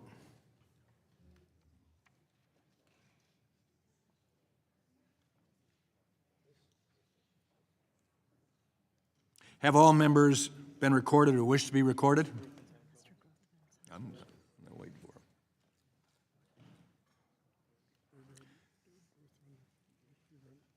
Do any members wish to change their vote? Hearing none, will the clerk please close the vote and announce the tally? Mr. Chairman, on this vote, there are 14 yeas and 20 nays. The amendment is not adopted. The question now occurs on the amendment in the nature of a substitute to H.R. 1048. All in favor say aye. All opposed, no. In the opinion of the chair, the ayes have it, and the amendment in the nature of a substitute is agreed to. I now entertain a motion to report Bill H.R. 1048 and recognize Mr. Baumgartner. Mr. Chairman, I move the Committee on Education and Workforce report the bill H.R. 1048 to the House of Representatives as amended and with the recommendation that the bill be agreed to and the bill do pass. The question now occurs on reporting H.R. 1048 to the House with a favorable recommendation. All in favor say aye. Aye. All opposed, no. No. In the opinion of the chair, the ayes have it, and the motion is agreed to. Chairman, ask for a recorded vote. Ranking member asks for a recorded vote. A recorded vote is requested. Members will record their votes using the electronic voting system. The chairman intends to vote aye. I now recognize Ranking Member Scott. Who intends to vote no? The clerk will open the vote.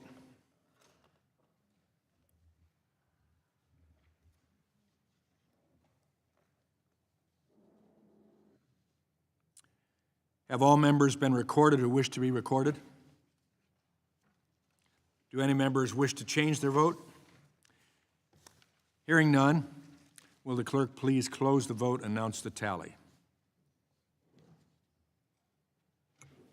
Mr. Chairman, on this vote, there are 14 yeas and 20 nays. The motion is agreed to. H.R. 1048 is ordered reported to the House of Representatives. The chair notes for the record that a quorum is present. I ask unanimous consent that staff be authorized.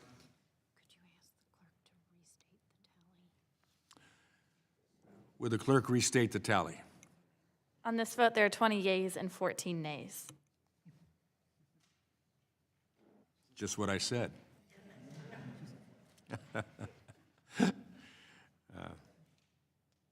I ask unanimous consent that the staff be authorized to make necessary technical and conforming changes to the resolution. Without objection, so ordered. Pursuant to House Rule... Did you declare the bill passed? The motion is agreed to. Yeah, he said the motion is agreed to. Work with me. Pursuant to House Rule 11, Clause 2L, I give notice that all members have the requisite number of days to file supplemental minority, additional, or dissenting views. Without objection, so ordered. We'll now move on to H.R. 649. The amendment in the nature of a substitute was adopted by voice vote. I now entertain a motion to report the bill H.R. 649 and recognize Mr. Thompson.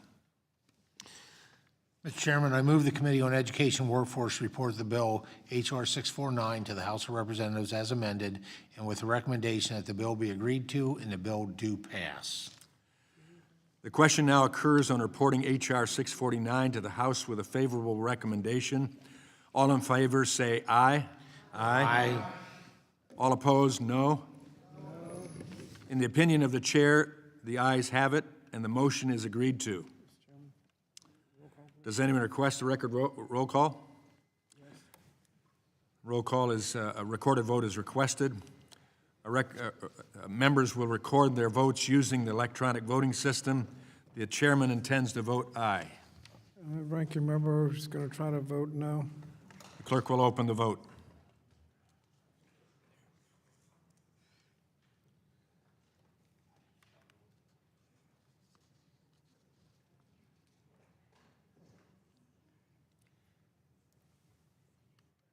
Have all members been recorded who wish to be recorded?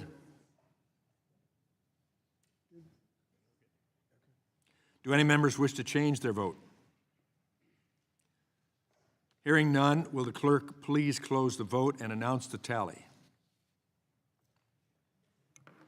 Mr. Chairman, on this vote, there are 24 yeas and 10 nays.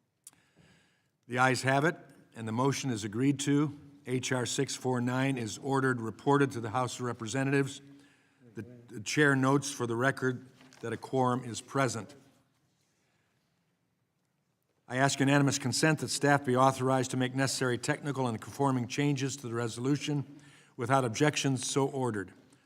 Pursuant to House Rule 11, Clause 2L, I give notice that all members have the requisite number of days to file supplemental, minority, additional, or dissenting views. Without objections, so ordered. We will now move on to H.R. 1069. We will be voting on two amendments to the amendment in the nature of a substitute. First, we will be voting on amendment offered by Mr. Scott, DAMD_001. A recorded vote was requested. Members will record their votes using the electronic voting system. The chairman intends to vote no. I now recognize Representative Scott. Ranking member intends to vote yes. The clerk will open the vote.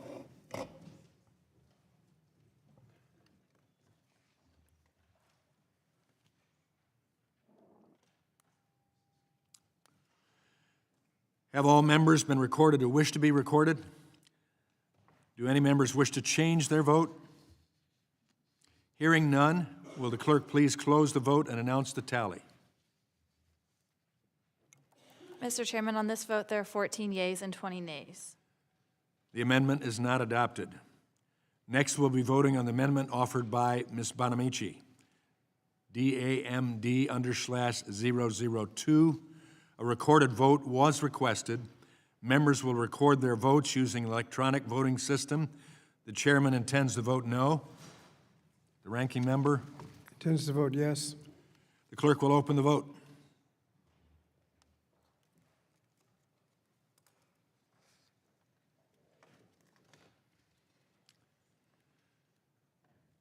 Have all members been recorded who wish to be recorded? Do any members wish to change their vote? Hearing none, will the clerk please close the vote and announce the tally? Mr. Chairman, on this vote, there are 14 yeas and 20 nays. The amendment is not adopted. The question now occurs on the amendment in the nature of a substitute to H.R. 1069. All in favor say aye. Aye. All opposed, no. In the opinion of the chair, even with the double votes down there, the ayes have it, and the amendment in the nature of the substitute is agreed to.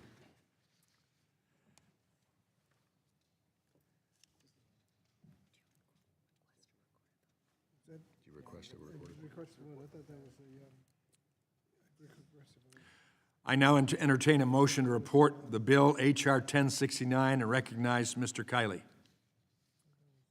Thank you, Mr. Chair. I move the Committee on Education and Workforce report the bill H.R. 1069 to the House of Representatives as amended and with the recommendation that the bill be agreed to and the bill do pass.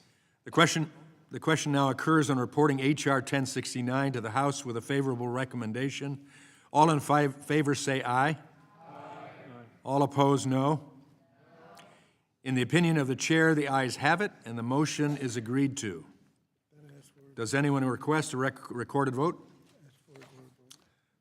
Recorded vote is requested. Members will record their votes using the electronic voting system. The chairman intends to vote aye. Ranking member intends to vote no. The clerk will open the vote.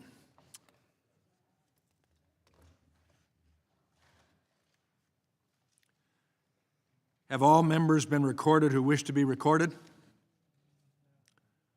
Representative McLean, do you desire to vote?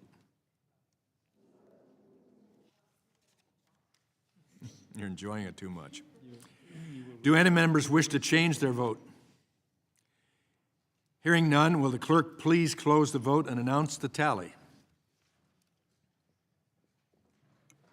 Mr. Chairman, on this vote, there are 21 yeas and 13 nays. The ayes have it, and the motion is agreed to. H.R. 1069 is reported to the House of Representatives. The chair notes for the record that a quorum is present. I ask unanimous consent that staff be authorized to make necessary technical and conforming changes to the resolution. Without objection, so ordered. Pursuant to House Rule 11, Clause 2L, I give notice that all members have the requisite number of days to file supplemental, minority, additional, or dissenting views. Without objection, so ordered. We'll now move on to H.R.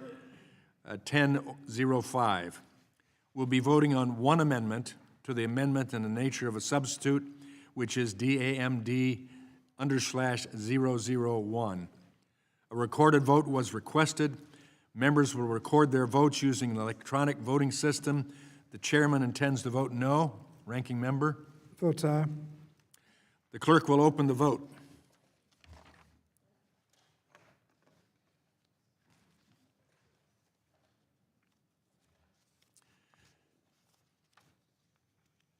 Have all members been recorded who wish to be recorded? Do any members wish to change their vote? Hearing none, will the clerk please close the vote and announce the tally? Mr. Chairman, on this vote, there are 14 yeas and 20 nays. The amendment is not adopted. The question now occurs on the amendment in the nature of a substitute to H.R. 1005. All in favor say aye. Aye. All opposed, no. In the opinion of the chair, the ayes have it, and the amendment in the nature of a substitute is agreed to. I now entertain a motion to report the bill, H.R. 1005, and recognize Mr. Rulli. Thank you, Chairman. I move that the Committee on Education and Workforce report Bill H.R. 1005 to the House of Representatives as amended and with the recommendations that the bill be agreed to and the bill do pass. The question now occurs on reporting H.R. 1005 to the House with a favorable recommendation. All in favor say aye. Aye. All opposed, no. In the opinion of the chair, the ayes have it, and the motion is agreed to. Does anyone request a recorded vote? Yes, sir. A recorded vote is requested. Members will record their votes using electronic voting system. The chairman intends to vote no. Ranking member?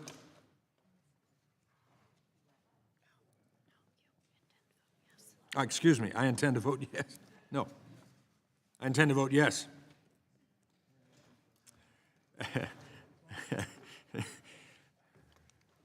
Ranking member? Let me look it up real quick. Intends to vote? Oh, you're up already. I didn't ask for the it. board to be open. Mr. Chairman, could you clarify the number of the bill, please? No, it's good. 1005. Okay.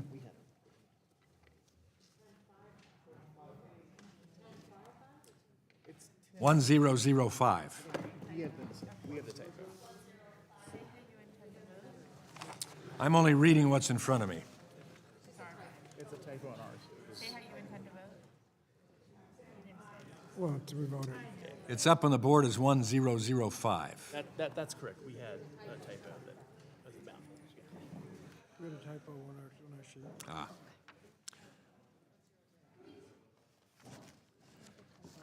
Have all members been recorded who wish to be recorded? Do any members wish to change their vote? Hearing none, will the clerk please close the vote and announce the tally? Mr. Chairman, on this vote, there are 20 yeas and 14 nays. The ayes have it, and the motion is agreed to. H.R. 1005 is ordered reported to the House of Representatives. The chair notes for the record that a quorum is present. I ask unanimous consent that staff be authorized to make necessary technical and conforming changes to the resolution. Without objection, so ordered. Pursuant to House Rule 11, Clause 2L, I give notice that all members have the requisite number of days to file supplemental, minority, additional, or dissenting views. Without objection, so ordered. We'll now move to H.R. 1049.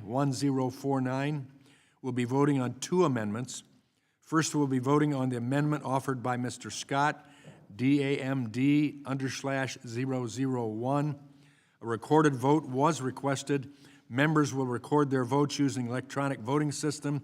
The chairman intends to vote no. Ranking member, aye. The clerk will open the vote.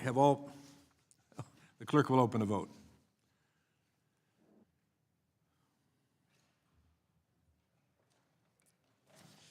Surprising I did it right that time.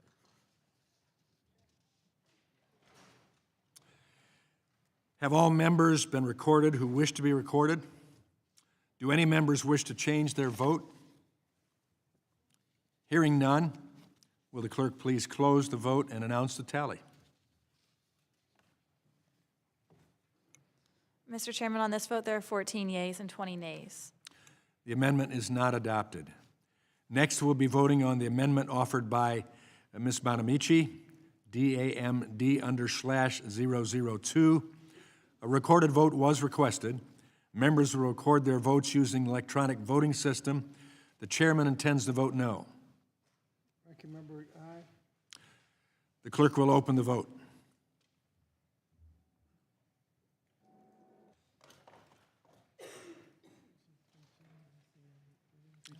Have all members been recorded who wish to be recorded?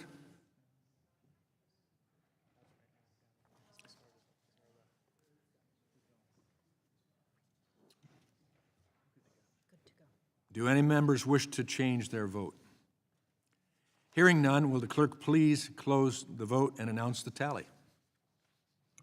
Mr. Chairman, on this vote, there are 13 yeas and 20 nays. The amendment is not adopted. The question now occurs on the amendment in the nature of a substitute to H.R. 1049. All in favor say aye. Aye. Opposed, no. No. In the opinion of the chair, the ayes have it, and the amendment in the nature of a substitute is agreed to. I now entertain a motion to report the bill H.R. 1049 and recognize Mr. McKenzie. I move the Committee on Education and Workforce report the bill H.R. 1049 to the House of Representatives as amended and with the recommendation that the bill be agreed to and the bill do pass. The question now occurs in reporting H.R. 1049 to the House with a favorable recommendation. All in favor say aye. Aye. All opposed, no. No. In the opinion of the chair, the ayes have it, and the motion is agreed to. Does anyone request a recorded vote? Yes. A recorded vote has been requested. Members will record their votes using the electronic voting system. The chairman intends to vote aye. This motion to report. The ranking member intends to vote No. The clerk will open the vote.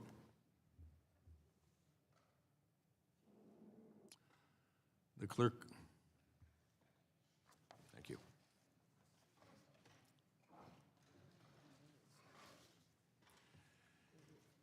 Have all members been recorded who wish to be recorded? Do any members wish to change their vote? Hearing none, will the clerk please close the vote and announce the tally? Mr. Chairman, on this vote, there are 20 yeas and 13 nays. The ayes have it, and the motion is agreed to. We thank the committee. Before you all leave, hear my appreciation. 1049 is ordered, reported to the House of Representatives. The chair notes for the record that a quorum is present. I ask unanimous consent that staff be authorized to make necessary technical and conforming changes to the resolution. Without objection, so ordered. Pursuant to House Rule 11, Clause 2L, I give notice that all members have the requisite number of days to file supplemental, minority, additional, or dissenting views. Without objection, so ordered. Without objection, any members who wish to insert materials in the record may do so by submitting them to the committee clerk electronically by the end of the day. If there's no further business before the committee, and I guess the only business that I would add, as we've done this, I would ask the institutions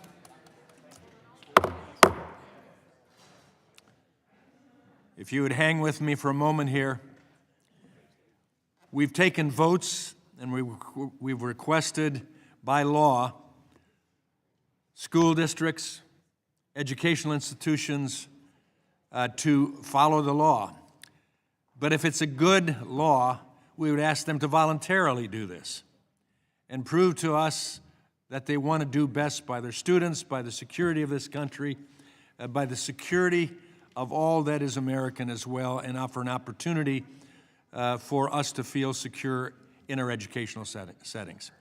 So I ask that publicly and hope that voluntary effort will take place, and we'll see it happen whether it's at Harvard, Columbia, MIT, or any of the schools that came before this committee in the past, and all of the rest.